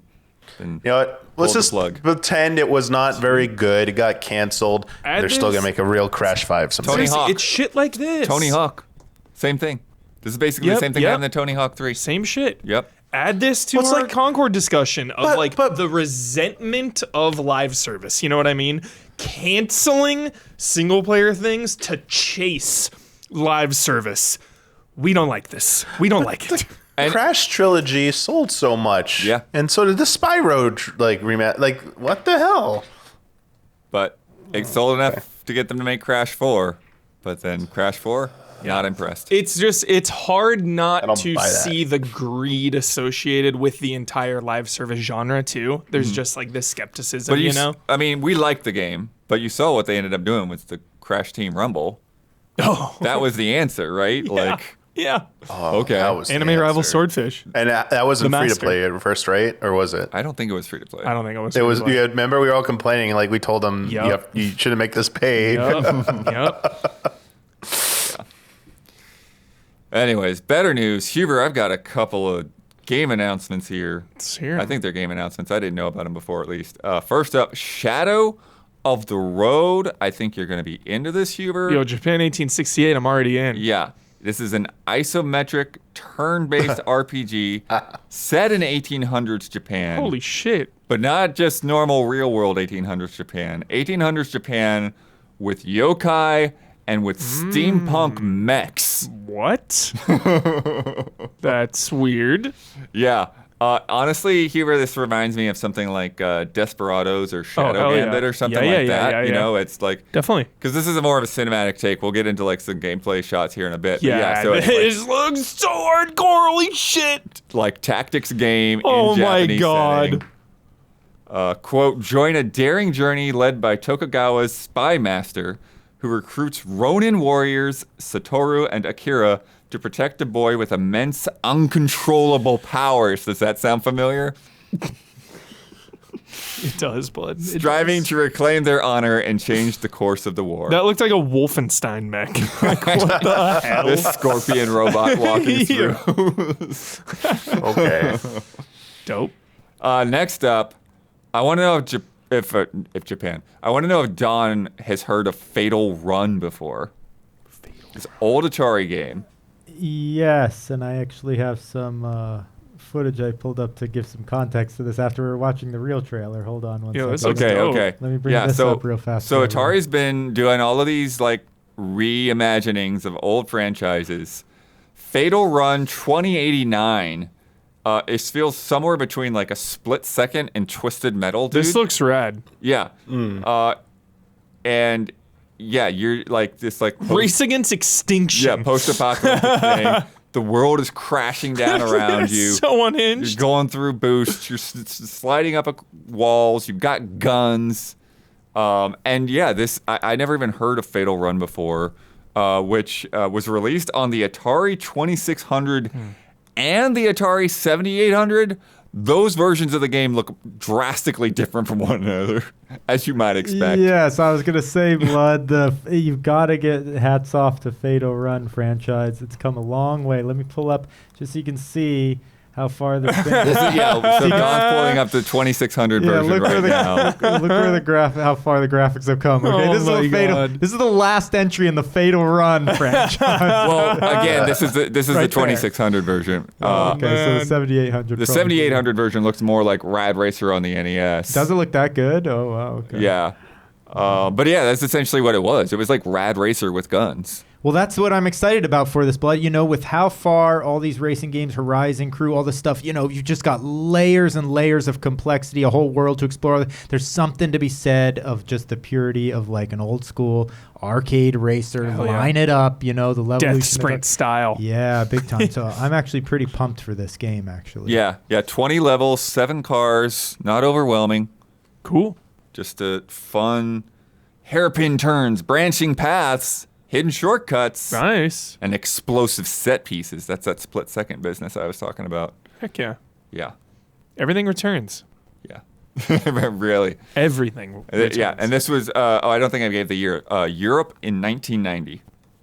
Europe in 1990. So that's when that came out. Crazy. They released a 2600 game in 1990. All right. It is time for Love and Respect.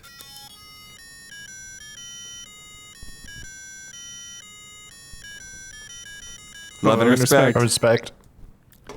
from MXA Ghost. Yo. Hey, allies, with all the amazing food at Gamescom in Germany, what is the best dish you enjoyed there? And while we're on the topic, what's your favorite food you've spotted in a video game featured at Gamescom? I don't know if I can answer the second one, but let's talk about the first one. I mean, the sausages. I had so many sausages. Mm-hmm. Yeah. Didn't get to eat as much food as I wanted to. Again, I was working so much, like all of the days. Isla has like lactose intolerant, you know, stomach pains, all that stuff. So like we ate at the hotel a couple times. One because she had food there that she could eat, and it was just convenient. You know, you work all day, we head back, get some food here, just for ease of access. Mainly, yeah, the sausages for sure. I did have this. Did you get that currywurst? I had a currywurst, I had a bratwurst, I had a brockwurst, I had a standard hot dog. There was this dish, I don't know the name of it, but it was so epic, dude. The history of it all, it's insane. It was like these meatballs with rice and beets. Okay. And I don't know the name of it, but they had to change the name because of like World War II and stuff. There's all this like dramatic old history about this dish. Had that, it was super good. And then I had another weird one. It was like a pretzel on the side, but then it was white sausage. Okay. And it was like in a broth. So I thought that was pretty interesting. So yeah. What about this, Huber? You mentioned, you're in Germany. You mentioned you had a few beers. It sounded like a couple of events. How was that? Some of that you drink any German beer? What's the story with your beers? Yeah, absolutely. So many beers. Like in Germany, like the beers are like sports teams. Like every town has like their own beer. So much beer. I had so much. It's a blur. Beer. It's a blur. Yeah. So in Cologne specifically, they have Kolsch beer is the type of beer, and then there's a bunch of different brands for Kolsch, and that's where you're talking about where everyone in Cologne kind of fights about the best one. So, this is where I am. I'm living up the vibe of that city. So I had pretty much I had like one or two Hefeweizens, but like nonstop Kolsch because that's just the vibe of Cologne. Yep. You go to like Dusseldorf, I think is all about wheat beers, and then Berlin is just like every kind of beer. But Cologne specifically is Kolsch, so I had just so many, too many Kolsches for sure. Just a light beer. People that criticize it say it's like tastes like water, like it's so light. It is actually something that's actually kind of good about it. It just goes. That's dangerous, though. They go down so easy, and you realize just how insane America is with sizes. Like you order a beer here, and it comes in just like or in Germany or whatever. It just comes in a thin glass like this, and America. I don't know where you were. I saw places where they had like this.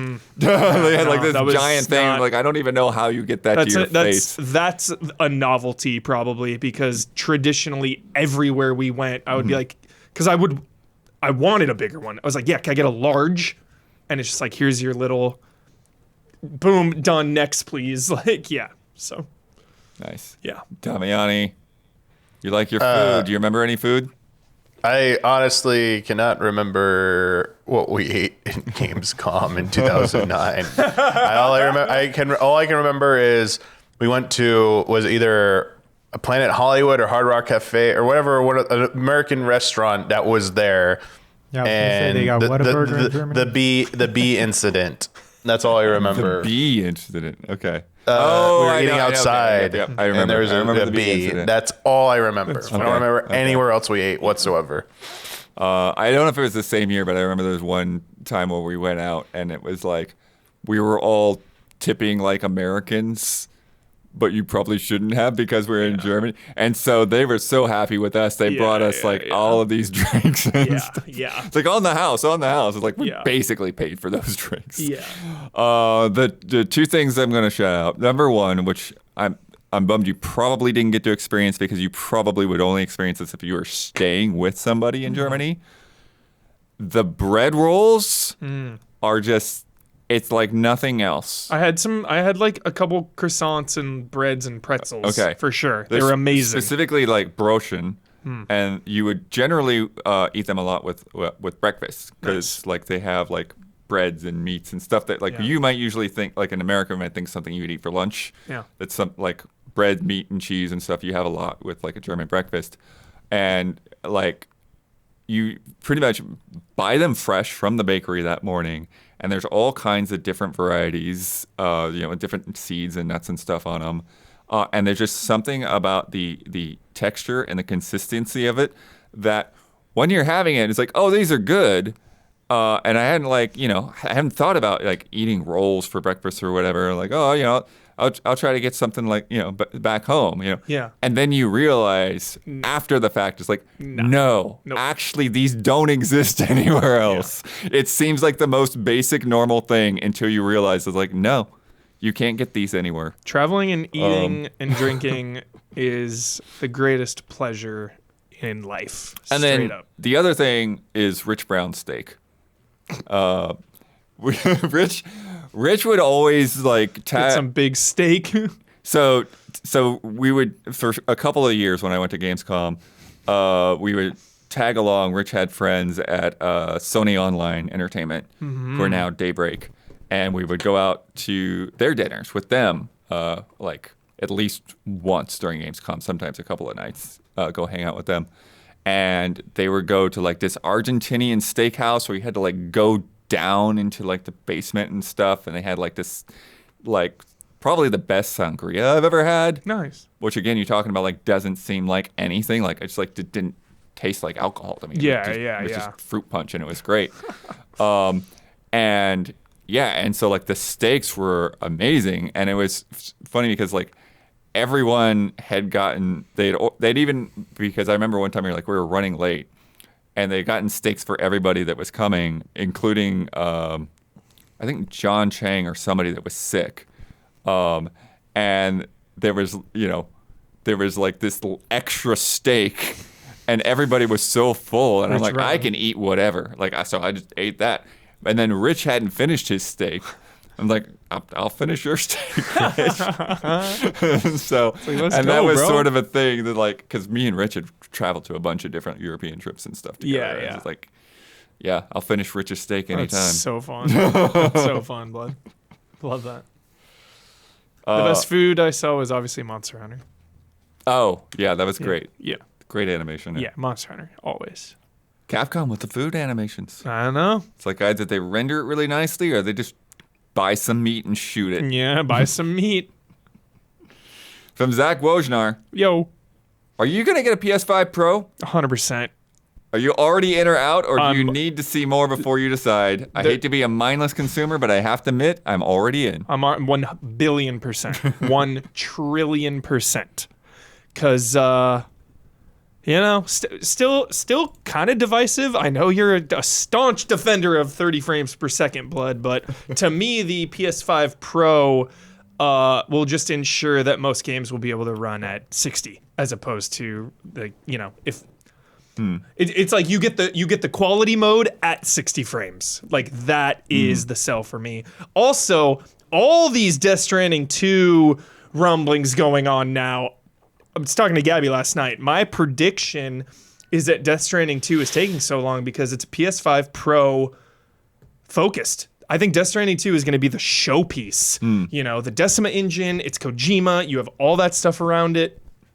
I think they're waiting for that. That is my big theory is like, PS5 Pro, here's Death Stranding 2 running on it, taking advantage of it. Kojima just showed a picture of him playing it and they had the cloth over the system. It's like, conspiracy theories with Kojima. They might do that with the dev kit too, though. Yeah.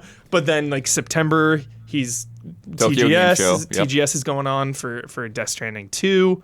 So yeah, I'm super in. I will trade in though to get it because I looked at I did this with PS4. It's it's a little expensive. I mean, it is expensive, of course, but I think it's an economical thing where it's like, I will have this PS5 Pro theoretically for the next, 20 years or whatever. This will be the last PS5 I get, So it's like, if I trade in my original and hopefully get like $150, $200, I'm basically spending, however much, like hopefully like 300 more total to have a brand new, better PS5 that runs better, that will then last into the far future.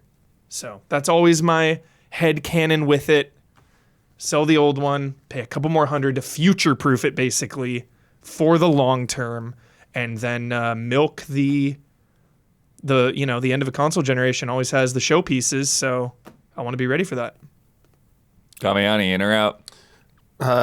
Maybe. Depends on how much it's going to cost. Yeah. And if it comes with a disk drive, and if the disk drive isn't, and it's extra, that would really tip me into maybe saying no this time around. Especially since I'm probably planning on upgrading PC next year if I can. I'd spend the money on that.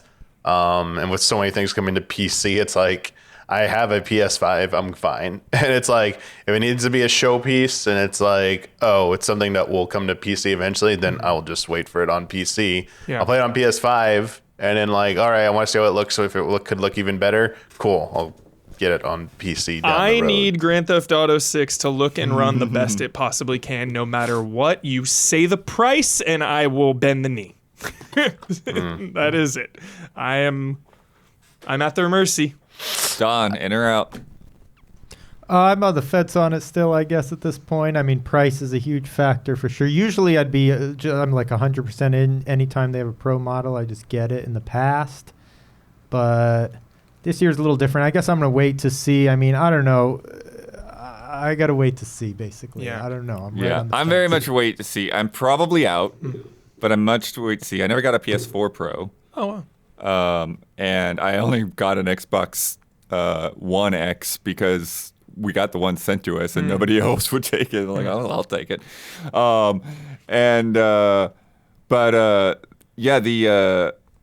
The PS5 Pro, there's a couple of things. Damiani brings a good point with the disk drive because I think that it will be a separate purchase. I agree. I think it's going to be a snap-on Insane. separate disk That's drive unacceptable, for the Sony. Pro. That's unacceptable. You better not do that. The other thing, the thing that might push me to get one, is if they make it significantly smaller. If they make I that, did see the rumor that it's going to be silent, which is nice. Okay, Like legit silent was what I've heard rumblings of. but yeah, if I can fit that thing in a backpack better and it doesn't weigh as much, Yeah. then I'd be more inclined to upgrade for sure. Also, too, I use my PS5, no exaggeration, no joke, 5 hours a day, every day.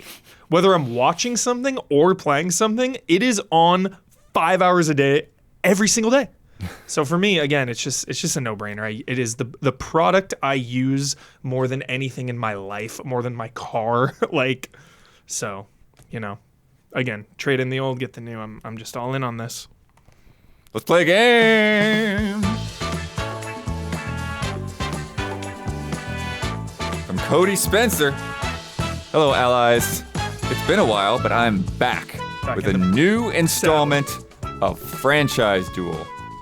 The name keeps changing, so don't worry too much about that.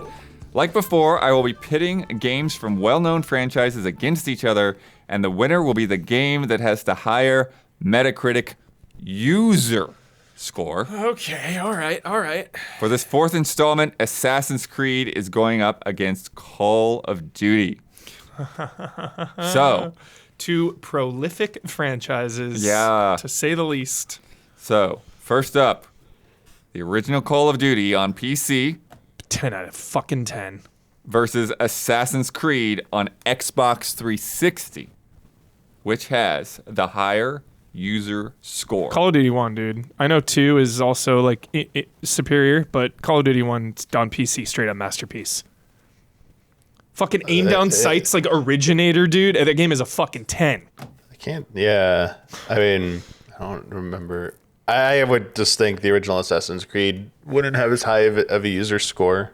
It was very intriguing at the time, but I know people had issues with it, so I would go with probably Call of Duty. Don? It's gotta be Call of Duty. Yeah, I'll go with Call of Duty for sure. Compared to Assassin's Creed 1, maybe if it's Assassin's Creed 2, I don't know. It is Call of Duty. 7.9. Harsh. Versus That to me is a lot of people going back that were not there day one. That's crazy to me. 7.3 on Assassin's Creed. Wild. The number of reviews is pretty close, though. 1388 on Call of Duty, 1426 on Assassin's Creed. Crazy. Modern Warfare 2 on 360, the original one, Gosh, this is versus Assassin's Creed 2 on 360. Oh, I see. We are going down. Oh, I didn't this realize one's this. tough. This one I'll jump in for Assassin's Creed 2 because I just said I would. My gosh, it's so Modern tough. Warfare 2 is getting. Is the Yeah, that's a one. legend. But I it's can't- user. Still, I gotta go Modern Warfare It's legendary. 2. I mean, that is one of the most beloved Yep. games ever. Assassin's Creed 2. Assassin's Creed 2 also though. I'm going beloved. AC2. I'm going AC2. This is so tough. Yeah, it's the hardest one. Just this whole vibe, though, the user score vibe just gives me Modern Warfare 2 vibes. I don't know. Just Is the there edge of it. anything changed from Modern Warfare to Modern Warfare 2 that users would have been upset with? It's the only thing I can blanking on? Because I know everyone loved the multiplayer. The campaign, maybe? I don't know. I'll go. My heart says Modern Warfare, but I'll go Assassin's Creed too. It is Assassin's Creed. Nice. Oh, wow. 8.8 versus 7.7. Oh, it wasn't close. Landslide. Yep. Wow. Ezio, dude. Don't fuck with him. Yo, Willow Spray, dude. AEW intro. That was sick. Wonder what people complained about for like users. True. I should have gone against it because Call of Duty fans are maniacs. I was gonna say 7.7 seems am I kind of harsh thinking? for Modern Warfare 2. Good grief. Call of Duty Black Ops on Xbox 360 versus Assassin's Creed Brotherhood on Xbox 360. I'll go Black Ops. Ooh, Brotherhood also beloved. Black Ops. I'm going Black Ops. Yeah, I'm going Black Ops Isn't on that- that. The Isn't that numbers, secretly the most Mason! popular? Yeah. It's Brotherhood. Wow. 8.4 versus 7.0. Wow. Oh. My Assassin's Creed hot Okay, take. So we're trying to find out that My number one Assassin's Creed hot take. outside of the OG Call of Duty, Yeah. Modern Warfare and Black Ops are not liked. Brotherhood overrated, dude. Number one. There is a lot fewer on Brotherhood. In Brotherhood number of overrated. votes. Black Ops had 2149 and Brotherhood had 1374. Crazy. Modern Warfare 3 on Xbox 360 versus Assassin's Creed 3 on Xbox 360. Here we go. I'll go Modern Warfare 3 because Assassin's Creed 3 was botched on launch. I feel like AC3 had to be one of the not review bomb, but probably was one of the first instances of it getting like Yeah. hate from user reviews. Dark probably. times. Yeah, So I'll everyone was I'll go pissed. Modern Warfare 3. Yeah, Modern Oh, Warfare. yeah, for sure. Same. Everyone was pissed at AC3. It was Assassin's Creed How on earth? 7.0 versus 3.7. Okay, so reverse review this time. Okay, so Modern Warfare 3 had the first one. All right. So like fucking de novo or Oh, whatever. was that the studio when the studio got swapped? What It's happened this year 360 that everyone version, got so so not de pissed novo. at? Wow. But No, but also yeah. way more votes. So it feels like it did get bombed because 9,000 votes versus 1,800. Did the multiplayer screw up something? I don't That feels remember. like feels like something went wrong with the multiplayer there. Advanced Warfare on Xbox One versus Assassin's Creed Unity on Xbox One. Oh. This is tricky too because Unity was botched as hell, but now it's beloved. It's revisionist Yeah. history. Everyone loves that game now. Yeah, Everyone's like, good "Oh, point. Unity's the best." It's a good point, Huber. It's crazy. No. The What face, did the face glitches. Massive botch. Yeah, go What did inside the Advanced faces for the first time Warfare- ever. I despise Advanced Warfare. And But this is Infinite Warfare, what I this don't like is. those. You got to go against your instincts here. Yeah, I don't I'll go know. Unity, I guess. I'll go Unity. Everyone pumped it up when the Notre Dame caught fire too. Everyone went and like review upvoted it. Remember that? Oh. Everyone was I like know that beloved. one. Everyone was loving it and like getting in there to pay tribute. Right. That sort of makes sense because there's I'll definitely do- more Yep, votes. yep. It was a whole big thing. It was a whole I'll big go thing. Call of Duty. I don't know. It Seems is like everyone hates modern Call of Duty. Advanced Warfare. That was crazy. Very close to 5.9 Okay. versus 5.7. All right. The fives. Okay. All right. Infinite Warfare Ugh. on PS4 All right. Ugh. versus Assassin's Creed Syndicate on PS4. Dude, I'm just going Syndicate because it's one of my favorite games ever. I'm obsessed with Syndicate. I'm just saying it because I love it. I don't even care about the score. Love Syndicate. Modern Call of Duty's not been doing his. It's on a streak here. Call it. I don't know. Call it. Assassin's Creed. Don, what do you think? Why'd they skip Black Flag? I'll go Assassin's Creed. That's a good question. That is a good question. It is Assassin's Creed Syndicate. But Oh. Huber, you're still not going to like it. Like 4.2 or something. 6.4 That's crazy. versus 4.6 Wild. for Infinite Warfare. Love Syndicate. Love it.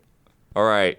Modern Warfare, the new one, 2019. Oh, baby. PS4 Oh, baby.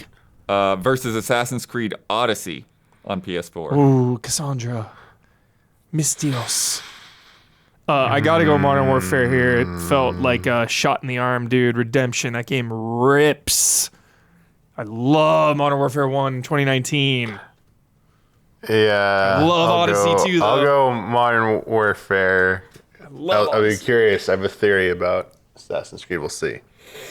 Don? I'll just go AC so that we have someone rooting for it. Okay. It is Odyssey. Odyssey. 6.7 versus 3.7. Did they even play it? Again, this is the highest votes out of anything. Did they even- with dude. Modern Warfare? 10,200. Dude, Modern Warfare 2019 is like truly. I've played every single Call of Duty to completion and multiplayer. Played a ton of every single one. my. 2019 is to me one of the best. That's wild. And then Modern Warfare 2 2022. PS5 versus Assassin's Creed Valhalla on PS4. Dude, Go. the Valhalla Valhalla. hate is strong. I'm going Modern Warfare again here. Valhalla is where people turned, dude. Valhalla. Resentment. Valhalla. Don. I still like Valhalla. I Same. stayed on board that ship. I'm going to stick with Valhalla. Valhalla 7.0 Crazy. versus Modern Warfare 2 5.3. People say call it. Usually say call it. Yeah, people are crazy. So the more you sell, the lower your user scores get. Call of Duty, it's an easy game to dunk on. All right, it's time for bets. This week's bet, Parcel Core, is out next Tuesday, September Premium 3rd. Rush, dude. Yeah. If you're not aware, this is a bike courier game right around town. It's like Crazy Taxi meets Tony Wait, Hawk or when something. is it out? September 3rd, Tuesday. Now, this game's marketing campaign is at an ongoing thing where they've had this live action cyclist that comes in and does deliveries, copies of the game or whatever, and all this kind of thing. So, for the launch trailer, everyone will need to tell me whether the launch trailer will have more gameplay or more live action footage, and then how long that footage that they picked will be. For reference, in the Gamescom trailer, there were 42 seconds of gameplay and 51 seconds of live action. Damiani, the pompous Cocker Spaniel, what do you say? All right, I'm gonna go with more live action than gameplay, and I'm gonna go by 11 seconds. 11 seconds of live action total? Oh no, I have to get. Oh, I thought we were betting on the difference. So total live action's what I have to give you. Yeah. Sorry, I misunderstood that part. Let me go with. I'll go 52 seconds. Okay. Sorry. Huber, Stealthy Centipede. I have 52 seconds, but of gameplay. Oh, Nice. okay, good. John, Fashionable Manatee. I'm going all gameplay, 60 seconds. Gone in 60 seconds. Nice. Gabby, Optimistic Rat. More gameplay, 48 seconds. 48? Yeah. Nice. And then I went live action, Damn it. 46 seconds. Damn it. I was hoping I'd be able to live Every action. time, dude. I wanted to be able to live action. That's all right. Nice. Last week's bet, Monster Jam Showdown, Dope. which is out today. I went through the top 10 English reviews on OpenCritic, looking to find out how many times we would see the word Bigfoot. Huber, it was noted in the comments on the I Patreon saw that. version I saw that. that Monster Jam famously does Famously. not own Bigfoot. Famously. Bigfoot won't be in the game. So they're calling 0 Bigfoots. I said, hey, maybe someone will complain. There'll be more Bigfoots. Yeah. So we'll see. We had Danny Pena on last week's episode. If you didn't catch that, go check that out. He bet 7 Bigfoots. Damiani bet 3 Bigfoots. Don also bet 3. Gabby bet 8. And I bet 4. IGN had 0 Bigfoots So I didn't count this, but for some reason, they had an embedded poll about the best monster truck movie moments, and Bigfoot was mentioned in that twice. So even though it didn't count, like, I had to bring it up. It's very funny. The Sixth Axis had 0. God is a Geek had 0. Gaming Trend had 0. Push Square had 0. Xbox Era had 0. Checkpoint Gaming had 1. Rectify Gaming had 0. And Thumb Culture had 0. And then the other reviews are Italian and Spanish. Yeah. So that brings us to 1. 1. Which makes the win split between Damiani and Don. Well done. Cheers. Nicely done, Damiani. So that puts our scores up to Stealthy Centipede with 9. Fashionable Manatee with 7, coming up into second place. Wing. And Pompous Cocker Spaniel with 5. Let me tell you about patreon.com/easyallies. We're coming at you every week with this podcast, and then we got stuff like all that Gamescom coverage. That's going to be rolling out for a bit. We got a bunch more stuff to shoot. Oh, yeah. And all of that stuff is provided thanks to viewers like yourself who pitch in on Patreon and give us some cash every month to keep these things rolling for not just themselves to consume, but for other people who cannot, for everybody to listen in. And if you jump in there at $5 a month, you get this podcast 2 days early. You get it ad-free. You get bonus Love and Respect questions. You can submit to Love and Respect, and then you also get in our Discord where you can hang out and get in on tournaments and stuff like that. Next week when you're hosting, we've got the most recent tournament, or not tournament, what is it? Top 10. Tournaments and top 10s are 2 separate things happening in Discord. Top 10 you'll have next week. I forget what it is off the top of my head, but I've got the results. They'll be there. Also, we've got all kinds of other tiers. Jump in on those. We have our platinum producers who get a shout out on this podcast each and every week. And this month's shout outs go to Javawebs, El Thanis, and Forever Ender. Shout out. Like I just said, we got tons of stuff from Gamescom, lots of previews. We got a couple of these blocks, big blocky videos. Actually, not too bad. They're like 45 minutes each so far. Time codes. 8 or 9 each games in them. A lot of people discovering some cool stuff in there. We got Spine in dude. there. We got that new Dying Light game in there. Yeah, the Beast. Eternal Strands. Huber getting a chance to get in there, turned him around on what he thought there of that. Straight up. We got some stuff you guys shot in the hotel room before you left as well. Yeah. Got Monster Hunter. Dude. I played Lost Records. That's I part of that. played Life is Strange. Yes. I got something to talk to you about that afterwards. Yeah. We'll have more Life is Don't Strange tease me, to talk blood. about Don't tease me potentially like here. this, dude. Anyways, we did a hype update. Huber and Isla going around, touring the show floor, talking to people. Really fun video. Watch that. Interview with Casper Van Dien of Starship Troopers. The best human ever. Holy crap. Like, if you liked the movie before, like, watch this interview. You're going to like it even more because he's such a sweetheart. Yeah. So there's a Gamescom playlist. Go over there. You can find that easily on the channel page or on easyallies.com. This week on the group stream, we played Doom. We also played a lot of Concord after that. That was a blast. Both of those sessions were a blast. Amazing. Yeah. And then, as we said, Damiani and Jones did that Star Wars Outlaws video. And also, Solo Q came back. Sick. Check it out.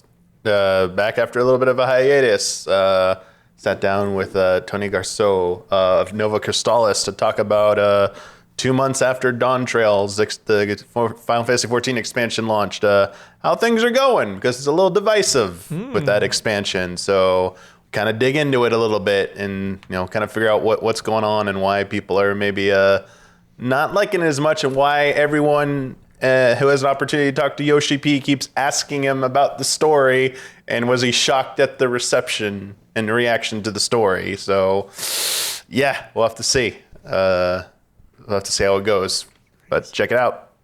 Nice. All right, Don and Damiani, you both won that. So you got to figure out how to split this up. You got to shout out to anything or anyone that's on your mind. You get the final word. Nobody can interrupt you. And you can sign off with your trademark sign off. I've got a proposition, Damiani. I've got a pretty good final word ready to go regarding this episode. I love not being interrupted. So, sure. What do you say? You get the shout out and the sign off, and I'll get the final word. Is that fair? I don't know. All right, I can do that. Do you have anything you want to shout out in particular?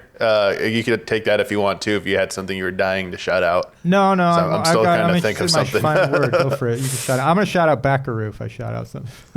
Why don't you do your final? Oh, we can't do the final word until I do the shout out because it wouldn't be the final word. We can swap the order, whatever. But I'll wait for my final word. You tell me when you want that final word. Well, we do the closing after the final word, so the sign off. So it's not really the final word, is it? So that's a good point. Well, it's still the final word because nobody can counter you. The structural integrity of this final word on that is coming into question. That is right. No, okay, I see how it is.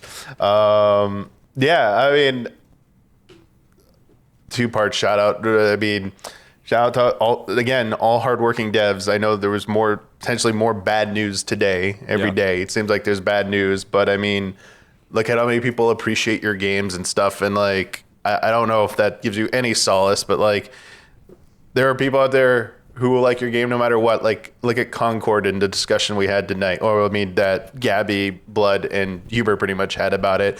They still are really enjoying that game, and so despite all this stuff, so don't get too fixated on like the catchy clickbait headlines and people trying to like dunk on stuff like way too soon because it gets them views and stuff like that.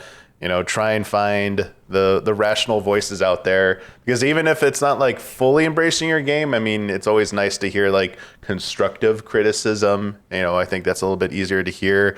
But also like there always going to be someone who enjoys your game. There's like one person still playing Babylon's Fall to the end. I know that doesn't bring you your job back or, you know, bring the game back. But I mean, as a creator, I hope like at some level you still like get some happiness from like, there was at least one person who loved this freaking game, man, and they were awesome. So shout outs to that. And I forgot what my other shout out was going to be, so I'm just going to stop there.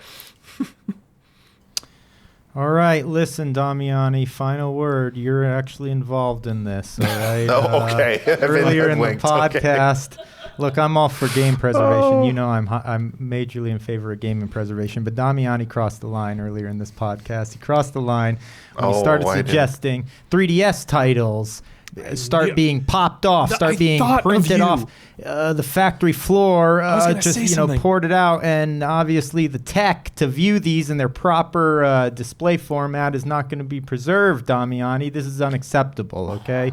Look, these games were designed with true 3D in mind. I'm talking about popping off the screen. I'm not talking about 3D graphics. I'm talking about popping off the screen into your eyeballs. The joy of 3D, Damiani. I want to see Damiani's reaction to this. Damiani, these games must only be released with 3D hardware. They can never be released in 2D form. I used to get so mad when people would play their 3DS with the 3D slider at any setting other than max. What the heck is the point? Nintendo, one of the greatest mistakes Nintendo has ever made. I'm going to raise my finger now because I can't be interrupted. One of the greatest mistakes Nintendo has ever made, Damiani, was the sequel to Super Mario 3D Land. The sequel's 3D World. It wasn't in 3D and it stunk. Why do you think everyone hated that game? There's no way to navigate the space unless you can actually see depth. Am I wrong? I think not. So re-release the 3DS before you re-release any of the games onto any other platform. It should be locked onto that 3DS. That's all. All right. And for my sign-off, Nintendo has officially ended repair support for the new Nintendo 3DS, so support 3DS games being brought to Switch. Oh, yeah, you wicked man.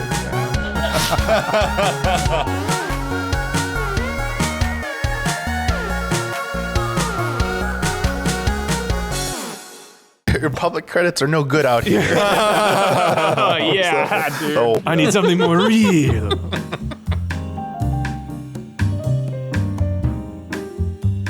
The Easy Allies would like to thank our Patreon podcast producers. We apologize in advance for all the ally names we are about to misspell and mispronounce. Jabawabs, El Thanis, Forever Ender, Jay Shi, Jesper Popmel Dufay, Roy Sung.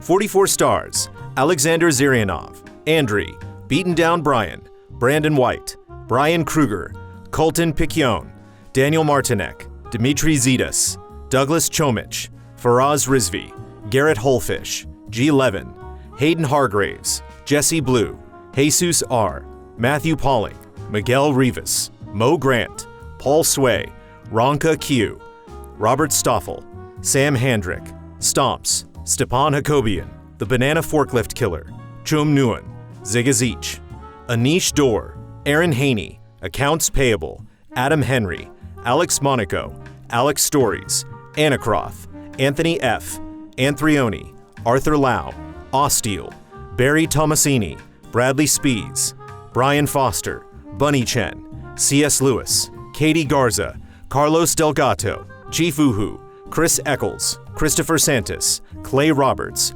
Colin Montoot, Connell Sumlin, Corey Jackson, Corey Landega, Crumb Eyes, Culinary Stud, Cyberboa, Derry, Dan Sebring, Daniel Kozlowski, Daniel Wong, David Aniki, Edison S. Prada Jr., Enya Hink, Eric Tobias, Eric, S. Ben Gotchman, Ethereal Ether, Forrest, Froject, Gabriel Smith, Jen Woofles, Gino Elite, Gustav Strombaum, Harrison Holt McHale, Isun Chor, Ian Anderson, Jan Nicholas Frogshirt Tilk, Gerald, Jesse Fish, Jesse Wilkeson, John McCullough, Junya Motamura, Carl Williams, Keegan Boyle, Kevin Gillet, Kroldemort, Leon Keys, Linson Wu, Lister, Luis Ibarra, Lion Crown 19, Marco Hernandez, Materia Addict, Matthias Clare, Max Miller, Megadet, Miguel, Nefertiti Jenkins, Nycrypt,